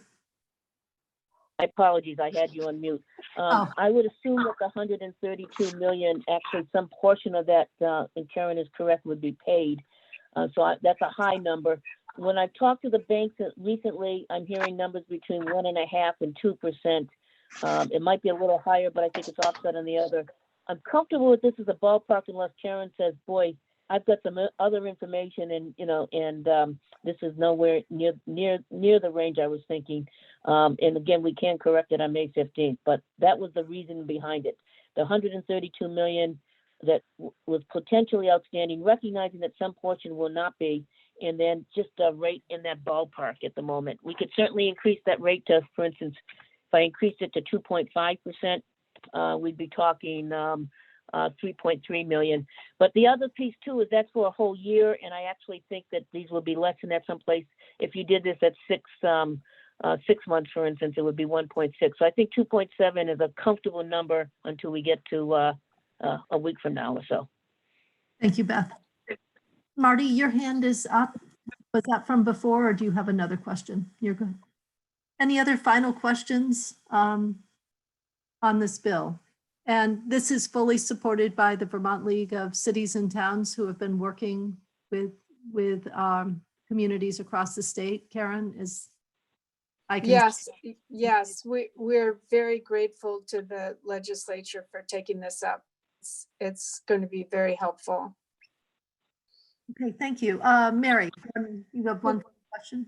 No, I don't have a question. I had raised the issue of sunsetting this, and are we going to have a conversation about that? Because We are. I've had We it- can have okay. that, and I know everyone else is busy, so the treasurer, I think that she gave a date out that we could talk about sunsetting, and there's 4 pieces that we just need to make sure with Becky that we have a final copy of this bill. I'm assuming, and I should never assume, but if I could just have a raise of hands of how many committee members would support such a committee bill being explored further, would you raise your hand? And I'm counting with my fingers. 1, 2, 3, 4, 5, 5, 6. Okay, 7. We have a majority. Okay, thank you. Thank you, Karen, for joining us. Beth, it's always nice to have you here. Thank you for coming. Thank My you. pleasure. Thank you very much. Thank you. Okay, so let's see what time. It's 3:03. Do we have a few more minutes? Are you guys okay to work on this just for a bit more? Becky, the first piece that we need to see in a final copy was the gov ops on page 1, section 1, small letter B, number 1, to put in interest on letters. So we don't have that in ours, but we would need to see that. And the second one was what Maida brought up in section 1, small letter D, number 2, the date clarification language. You haven't already done this, have you, Becky? Have I already done this? Yeah. You No, haven't. I have the GovOps change. Oh, okay. I don't have what was just discussed. Okay, so Maida, it's on that number 2, D2, that we would make that clarification. So that clarification would be to say that the collection and any deferral date. Maida, can you weigh in on this? This is your. I think that's what was shared in the conversation by the treasurer and by Karen. That was my understanding, that in the application process, the original date could be there, but if they deferred, the deferral date also. So you don't want to change it here, or you do, Maida? Well, I haven't, personally, I have an understanding now of what is meant, but I did not have that understanding just looking at the words as they are currently on the page. And so what would you like it to be, Maida? What's your recommendation? Goodness gracious. All right, just to do a knee-jerk thing to move this along a little bit, feel free to attack me, okay? The municipalities 2020 tax collection date as originally scheduled or deferred, or to the deferred, originally or deferred date. How about putting both?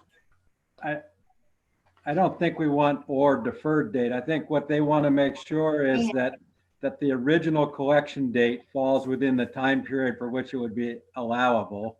Correct. And Beth said that in the application, she's going to have to send out, specify the form of certification to the municipalities. She said she would make clear to them that she would like, in that section, that she would like both this date and any deferral date. Yeah. So that would cover it there. So we do not need to change this. We can trust the application process to manage it. And if a question about this comes up on the floor, when we ever get to that point, we know what this means and how it'll be covered in the big picture. Yeah. So everyone is comfortable with leaving D2 as it is, and that it would be addressed in the application process. Can I have a thumbs up or a hand from people, just so I'm seeing that we're okay? Okay, I have a majority. The next piece was, I'm going to do the sunset last. I want to talk about the money. Beth was pretty clear on the 2.7 million. How are committee members feeling about, I believe it was, we were going to consider up to 2.7 million. How do committee members feel about that? Yeah, I have to say, I think that's a very generous amount, given the discussion we heard both by Karen and by Beth about how that was arrived at. So I think it's more important to put up to in there, but I think that's a fine number. I can't imagine them exceeding that. Any other? Go Go ahead. Oh, wait, I do have some hands up. Dave, you have a hand up? Yes, I do. I agree with Chip. It's, I mean, it's based on the full 132 million, and I just don't see that happening, because the more money we tie up to this, it's not going to be spent on other causes that are perhaps equally, if not more important. But to Chip's point, said it better than I did. Okay, Maida? So this amount is to cover the interest payments to the municipalities, as well as the payments to the treasurer's office for the administration of the program. And come May 15th, next week, is that next week? Yeah, that's next week. There'd be a clearer picture as to what the amount is, and it can be changed then. Right, was that not suggested? It could be addressed in the Senate side once there is a number. My screen just froze. Or Maida, your screen froze. Yeah, things just can't. Oh, I need to lower my hand. No, it's lowered.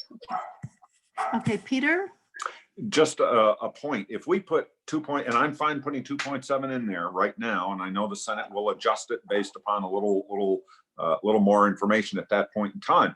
But if we put $2 million in there, $2.7 million in there, and 1 million remains unexpended and unallocated based upon nothing incurred towards it on the end of the year, it has to be returned to the U.S. Treasury. Just, we're going to need to watch that, and we may want to actually put something into the skinny budget that actually addresses that. So I'm going to ask it. Not in this bill, though, Peter, right? No, not in this bill. Let's not. Let's get this thing moving. And if Maria could maybe make a note. Excuse me? If Maria could maybe make a note to remind us that we need to, we'll need to remember that. Okay. Thank you. I have Marty and Chip. I would disagree with you, Peter. I think what we're doing here, aren't we appropriating general fund money? 2.7 million, and then we will seek reimbursement as necessary. We're going to seek reimbursement. That'll be general fund money left over. Okay. If we do it that way, we're fine. We're allocating general fund money we don't have, but we're okay. We can do it that way, and we'll be fine. Becky, you need to jump into. Yeah. So the treasurer did, and you might want to seek clarification from her, but I do recall that she testified to the fact that there would be an appropriation first, and then we'd be seeking to reimburse that with CARES Act funding or any other federal funding that could support the program. Okay. She clearly stated she thought it would be reimbursable, but there's always a risk. I wrote down the word risk. Right. Okay, Marty? Okay. That's it. It's a general fund appropriation. Yes. And then we will seek recovery. Right. Okay. Dave and Mary. Yes. So now I'm more concerned. You're saying we're going to have to commit several $1 million that may or may not be used in general fund at a time when we're hemorrhaging general fund elsewhere with needs. We can't appropriate this to the federal COVID fund. Wouldn't that give us more flexibility and then just draw it down as we need it? Why would we tie up resources at such a critical time? Not arguing, just asking. Well, I think that the resources could be made available for this very short period if need be. We have the resources that we could find for a short period of time within our reserves, Dave, to do this.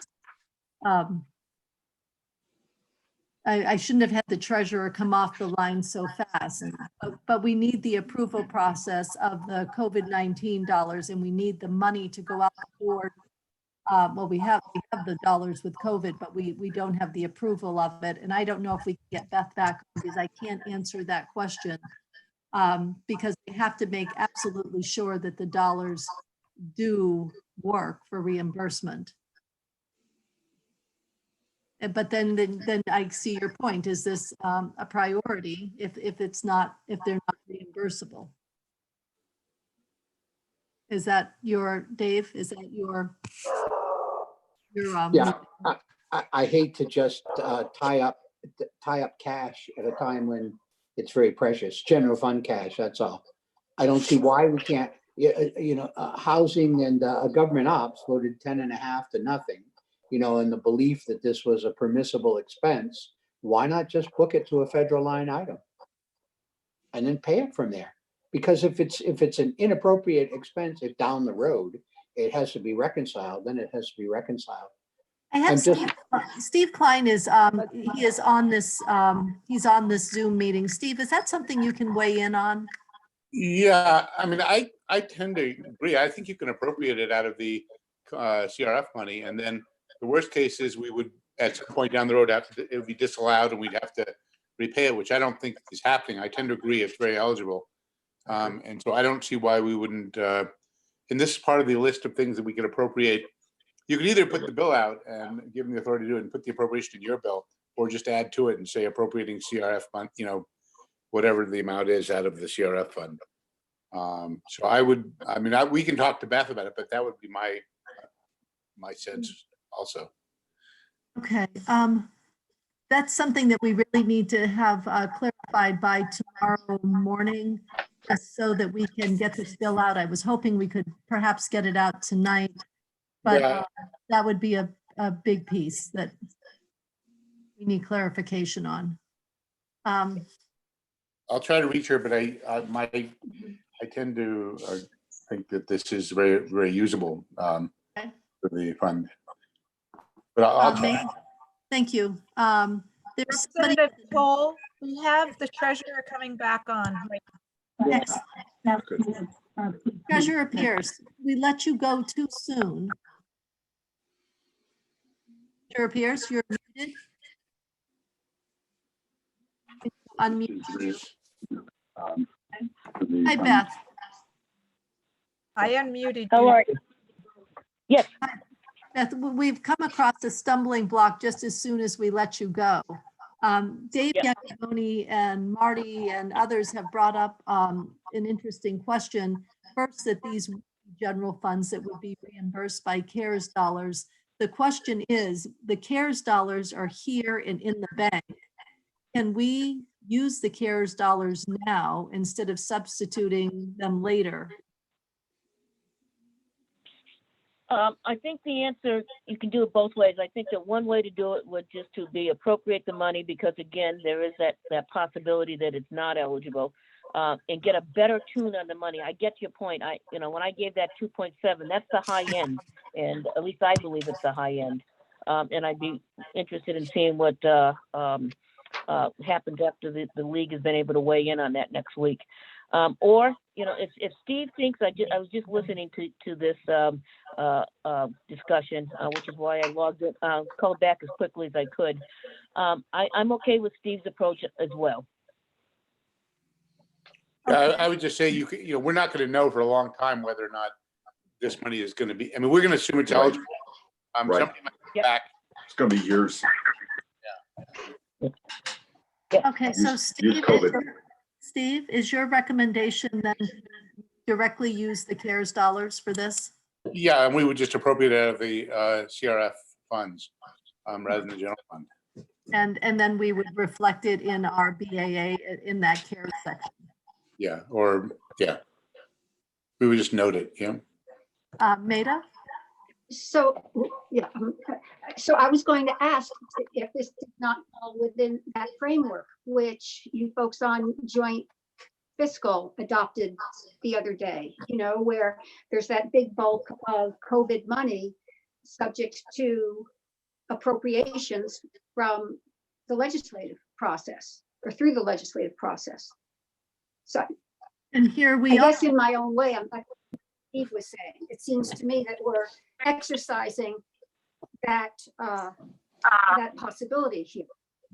Yep. And this is the first appropriation that's come before, and it sounds like it would apply. Mary and Kimberly.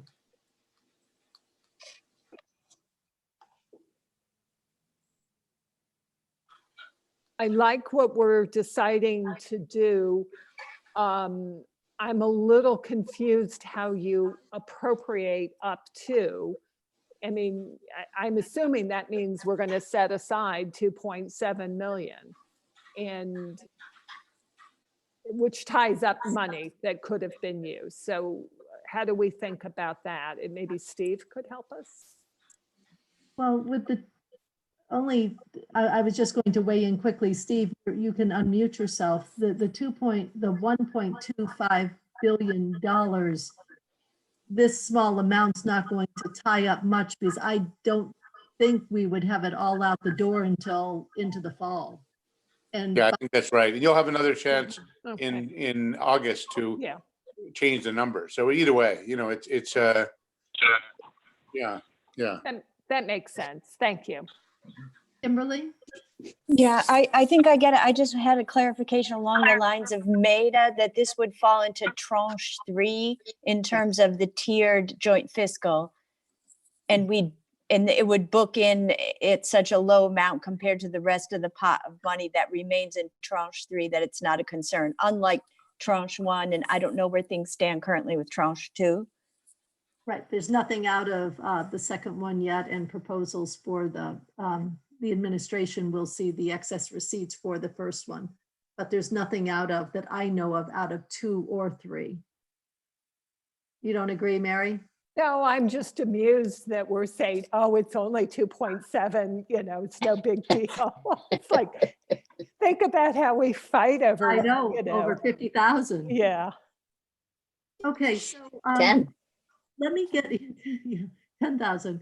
Let me get a read from the committee. If the committee, you have 2 choices. Either you would like to use general fund and have it reimbursed, or you would like to use the CRF money right away. How many of you want to use general fund and reimburse? If I could see a hand, please. A wave of a hand. I don't see any. How many of you prefer the second method, using the CRF money? Okay, I either got blue hands or other hands. So Becky, so we'll change the language at the end, and we're agreeing that it would still remain up to, because we can make the adjustment in the skinny bill or in the bill in September. All right, that takes care of those pieces. The last piece was the sunset date. And Mary, I have to say, I have some sympathy. I want to go into those special funds and get rid of a whole bunch of them. But Chip, you also raised a good point.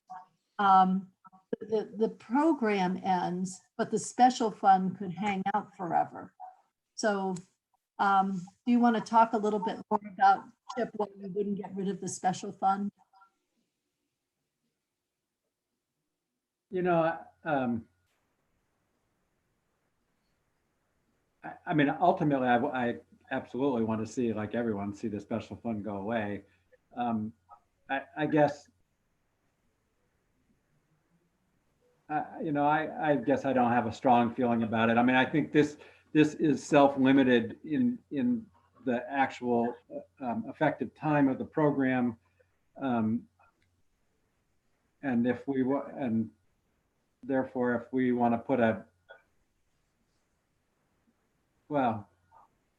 so I guess I'm not clear then what Beth is saying about how we might need to use it again, unless she means for next year's taxes, because by the time this is the eligible time period and this elapses, municipalities would have taken care of that deferment, the possible deferment of property taxes. So is she saying we might need to use this again in the following year? She is still on the. Yeah, I don't, the thing is that I take it 1 year at a time. This money can only be used for, CRF money can only be used for December 31st. So I would do this as a 1-year event. And then somebody, if you decide next year that you have to do a similar program, unless something changes, we'll be funding it a different way. Okay. So I'm gonna drop my objection and agree with Mary. Let's get rid of this thing after it's done. Beth, did you need to weigh in? Would you like to weigh in? I'm fine with that decision. I think the one thing I'd point out is the definition of incurred is still in flux with the guidance. So again, you might have a bill that was incurred on December 29th and it takes to April 2nd or 3rd to pay it. Or does the money have to go out all by December 31st, cash out the door? And that's a question we're still trying to seek clarification on. So I think having it out to June 30th is a good move, and sunsetting it is just fine with me. Thank you, Beth. So if I could just see a raise of hands, how many of you would support a sunset on the fund on June 30th, 2021? Would you raise a hand or a blue hand or any kind of hand? Linda, what are you thinking? Okay, I'm just looking for hands. I see Maria's hands, but that's all I see. Okay, I think we have a unanimous there. So, so my next question is, Becky, how long would it take to make these changes? And is it too late in the day to get it to the clerk's office anyway? Do you know? I think I can make these changes pretty quickly. I just have to, I sent an email during this call to our drafting operations team to see if they could open this as a committee bill. So if I can, I think they would just have to do another once over of it. To the question of the clerk's office, I don't know what time they are available until. Teresa, can you give a quick call to the clerk's office to see if it doesn't matter, we could come back tomorrow morning and do it? I will email that. I will email Bill McGill. Okay. And I think that completes the bill. Is there anything anyone thinks that we have missed? We'll do the money up to, change it to CRF money, put a sunset in. We're going to leave that date clarification and we'll make sure that the interest on those two words are in from the GovOps committee. Would you like me to sign off so I can start getting that done? And Teresa will text you or email you if it's tomorrow. Representative Toll, I just happened to think this is a committee bill. Yes. So it's Nadine and not Bill McGill that we need. Oh, I don't know that. So he doesn't normally do the committee bills. It has to go through drafting ops first. Okay, well, if they can accept the bill, if they can accept the committee bill just today. I will email them both simultaneously, but I believe that's the process, not Bill yet. Nadine first, but I will get back to you on that. And then, so while we're just waiting for an email to come back, I'm just looking for my agenda. I know I had an agenda around here somewhere. God, I organized myself and now I can't find my agenda. Look under your dog. Hang on, I'll find it for you. Tomorrow morning, no, I've got to have it. I'm convinced that I'm organized now. Tomorrow morning, we're going to have Adam Gresham back in to talk about the language, the 50,000 and the more inclusive date. And he will be. Sarah Clark is on at 8:30 first. Yep. And Adam will be in, at 9:30. And Sarah Clark is coming in and she's going to talk about the COVID-19 tracker and really focus in a large majority of these are within AHS and to talk about expenses that they have incurred and expenses that they are tracking. And she did a presentation for, I think, Senate Health and Welfare, and she was updating it and tweaking it for us. So that will be at 8:30 tomorrow. And then Adam will be in at 9:30 to go over the language. And then I'm not sure after we hear from Adam if Steve has any availability, or Maria. Were there any pieces you and Steve were going to weigh in on? I think we had asked for legislative counsel to weigh in on the language after Adam has presented. But does that need to wait until Monday, or can we do that tomorrow? So you had asked about the $50,000, that language that Adam's going to talk about. And I think I had communicated with Steve, asking him what his thoughts were on it. So he's on right now. He might want to just let you know what his availability is. Steve, did you follow the conversation? I know that when you're muted, you're doing 3 other things at the same time. He is. Are you there, Steve? He's physically behind that name, but he's not with us. Okay, so we'll ask him and get him on tomorrow, because he may have some thoughts on that. I didn't want to answer before I talk to him. And also, if he's not available on Friday, we can do this Monday. So while we're just waiting to hear back from Teresa on that email, I just want, we still need a little more time with the Clean Water Fund, because we need to hear back from the Committee of Jurisdiction. Marty, you haven't heard back, have you, from Amy Sheldon? Amy listened into our YouTube this morning, and she passed along the spreadsheet that Julie gave us. And she was going to send that to her committee with comments and ask them to reply by tomorrow if they had questions. But she said she would reply by tomorrow afternoon on behalf of the committee. But I can ask her if she can do it earlier if you want to. Okay, thank you.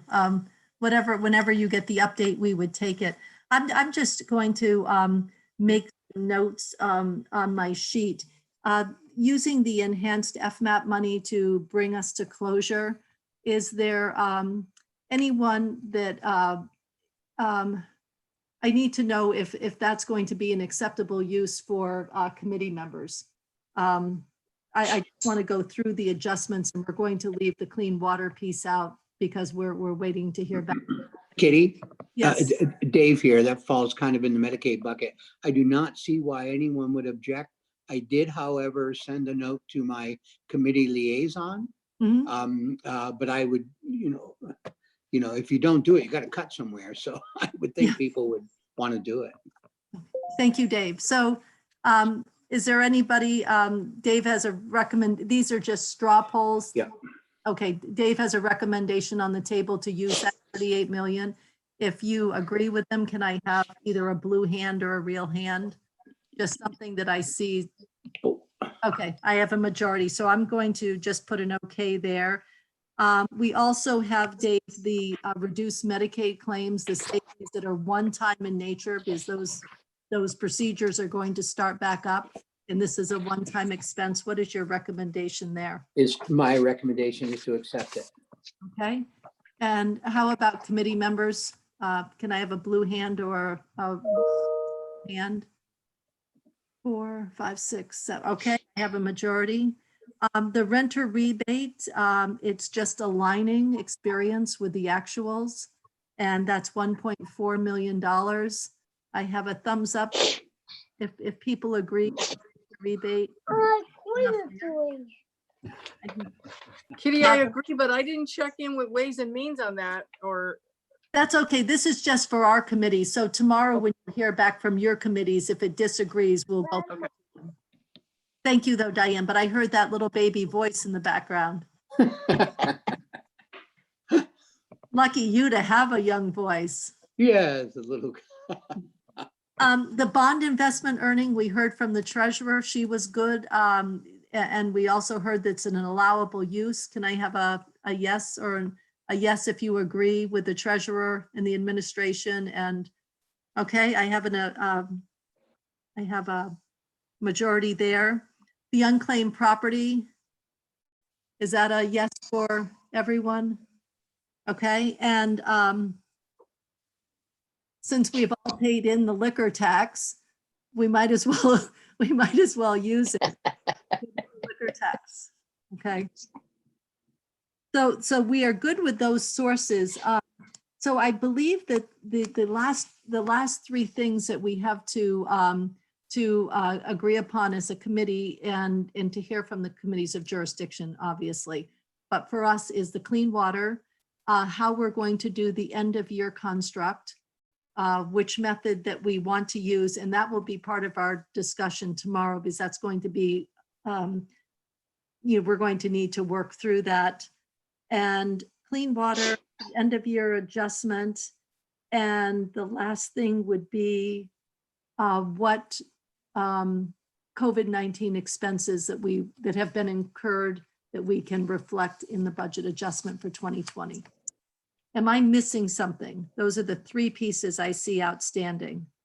Did you do the reserves versus accrual? Yep, that's Okay. the end of the year. Yep. Okay. Oh, that's the end. All right. And language. Oops. Kitty, you're frozen. Lost Kitty. Uh-oh. Oh dear. Mary, take over. Yeah, okay. Run with it, So Mary. she's asking if there's anything else. I was suggesting it's language. I think we're all pretty clear on what needs to be done. I don't know if she had anything else for us. I believe she did not. Teresa, do you have any insight I into have the? no idea. I'm texting her now. Yeah. So let's just wait and see if we hear from Kitty. Mary? He's gonna go out and come back in. Okay. So Maida, was that you? Oh, Yeah, Somebody's back in. not yet. What did you have, Maida? I just had a question. I don't know if this is accurate or not, but I had made a note to myself from the last time we were on the floor that we actually received a bill. Are we supposed to do anything with that bill? Was that? That's what we just dealt with. H945. Yeah, we had H945, which I think we just. Special ed. Oh, a special ed. Do you Did know, that not come Teresa? to us? I'm sorry? Sorry, what are you asking me? I'm multitasking in the background. Yeah. Did we I get don't know any? if my note is accurate or not. I had a note Yes. here that S343, something to Yes, do with Maida, special that- ed. Come to us. That's what I have a note too, that goes to appropriations. Okay, I don't know. I hadn't heard that. Special ed delay in special ed changes due to COVID-19 Okay. Did we just get a bill today? yesterday Yeah, the other day, or the other Yesterday. day. Nobody told. whenever that was. Yesterday, yeah, yesterday. Yesterday, it was yesterday.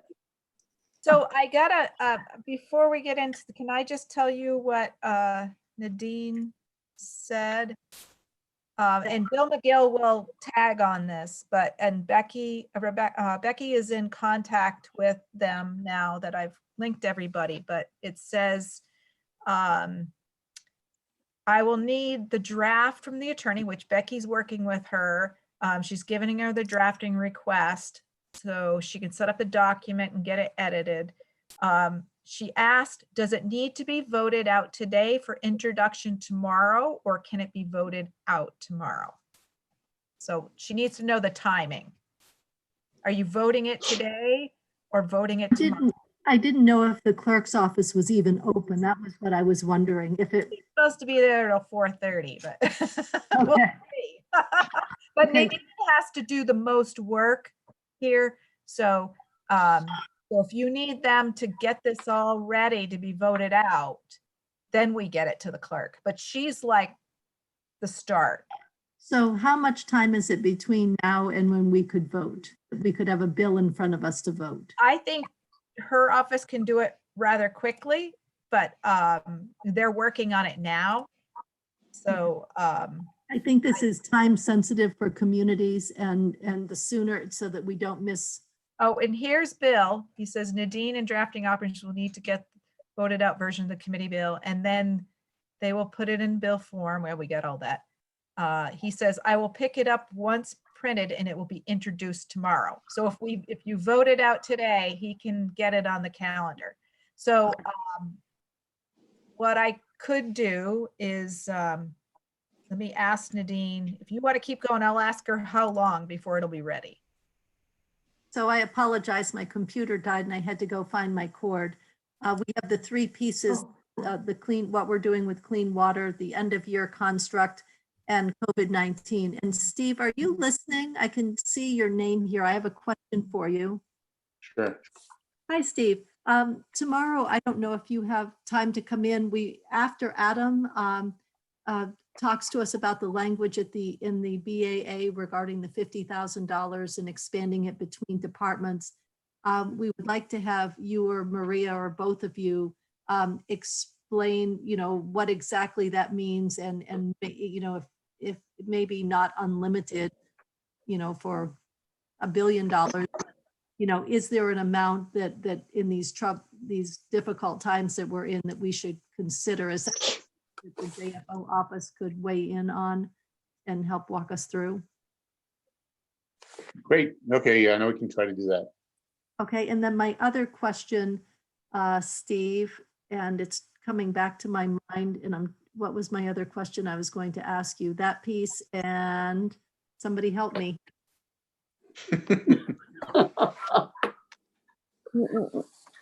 There were two things. There was that. Was it about accrual or No, versus yes, cash? Yes, that's it. Thank you, Kimberly. Would you, would the JFO office like to weigh in on the testimony between the administration's cash proposal and the treasurer's proposal of, using the dollars come in 21 to retroactive 20? Is that something that you would talk to us tomorrow about, the pros and cons? Sure. Or would you? Yeah, I won't be able to add a lot. I don't have a strong opinion, although that may be changing by some recent news. But yeah, I can talk to you about that. Okay, and if there is some recent news that you could share with us that would maybe help us make a decision. Yeah. Okay.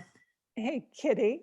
Maria. Mary. Yeah. If we're just hanging around here waiting for this draft to come up and we're stuck here waiting, I don't know if Steve's ready to talk to us about his opinion about the closeout, but why not do it now?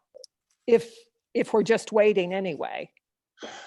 Was there more information you were going to research tonight, Steve? No, I mean, on which issue? The accrual thing? The accrual versus... Yeah, I mean, I'm pretty agnostic about it. I was slightly leaning toward the idea of what Beth suggested, which was to do it in an accrual basis as opposed to the reserves. But what came out across the wire just now, and who knows, it's a very strange national scene. The president is talking about maybe postponing the revenues, the tax obligations from July 15th to September 15th or October 15th. And we have no control over that. That's sort of something he can do. And if he does, then the accrual thing is sort of out of the question then. So it seemed to me the safer way to go is probably what Adam laid out, because the worst comes to worst, the reserves will be unfilled with that period of time, but you haven't created a situation where you really can't accrue it back. So I don't know how real this is. Every day is a new day in the Washington world. So but if that is a real problem, and we'll probably know, it does create issues for an accrual approach. Right, and we may not know that until, they could work, that could be a tomorrow decision, or that could be a 2-week or 3-week from now decision. Yeah. That was interesting timing, that headline. It literally just this afternoon that the first news of that came across. So, and I don't know if Beth has seen that, and we should probably. I doubt it. Are you sending it to her, Steve? Yeah, I'll send that to her. Okay. Kimberly?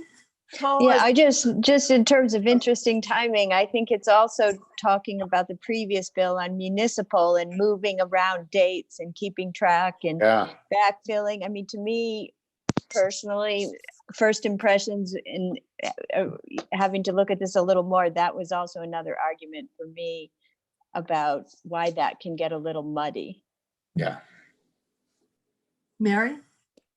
Adam suggested that a reason to go with their approach was that the feds may be more willing to help us out if we've used our existing resources. He said that's the way other programs have been handled, and that was compelling for me too.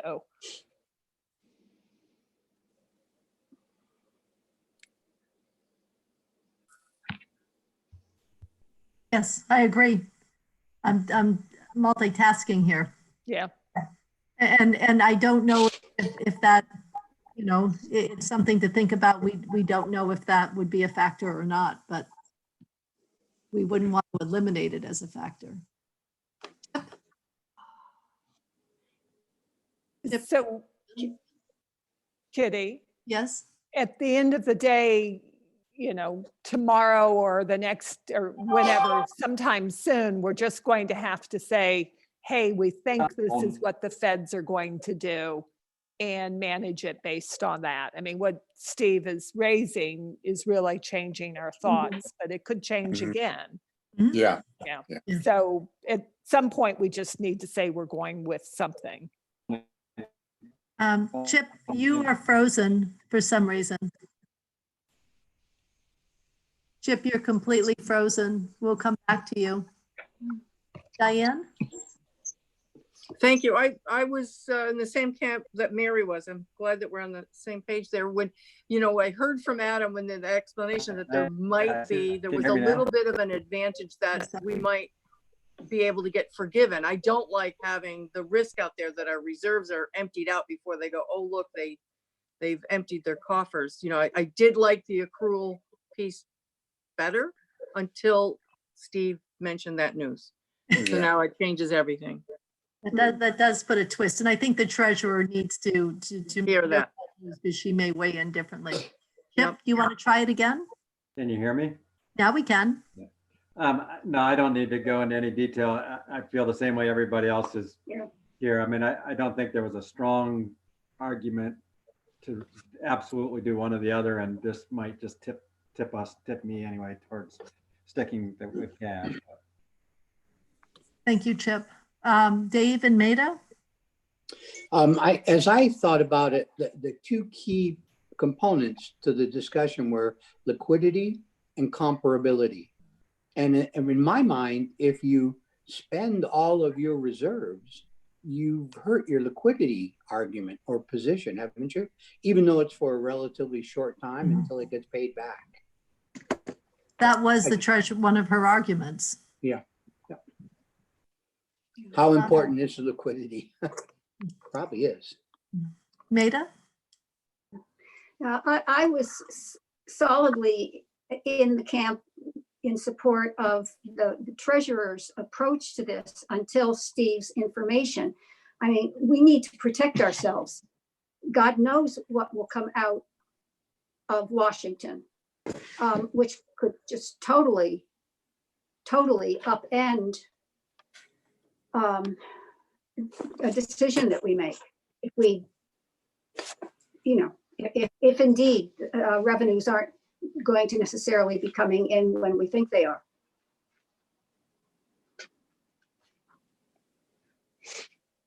I agree, yeah.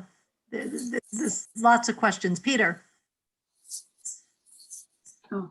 Okay, yes, I agree. We need to protect ourselves. I had already felt that I was going to go in one specific direction, and then Steve just gave us some information. So I am I've really got a gnaw on this camp now, and would like a little more information. You know, I'll make a decision if we have to, but I'd like to see if we could get a little more surety.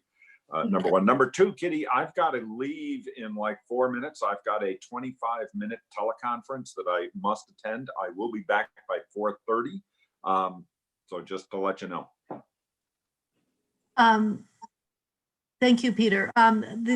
It's at the proofreaders right now, so we should have it within minutes, Peter.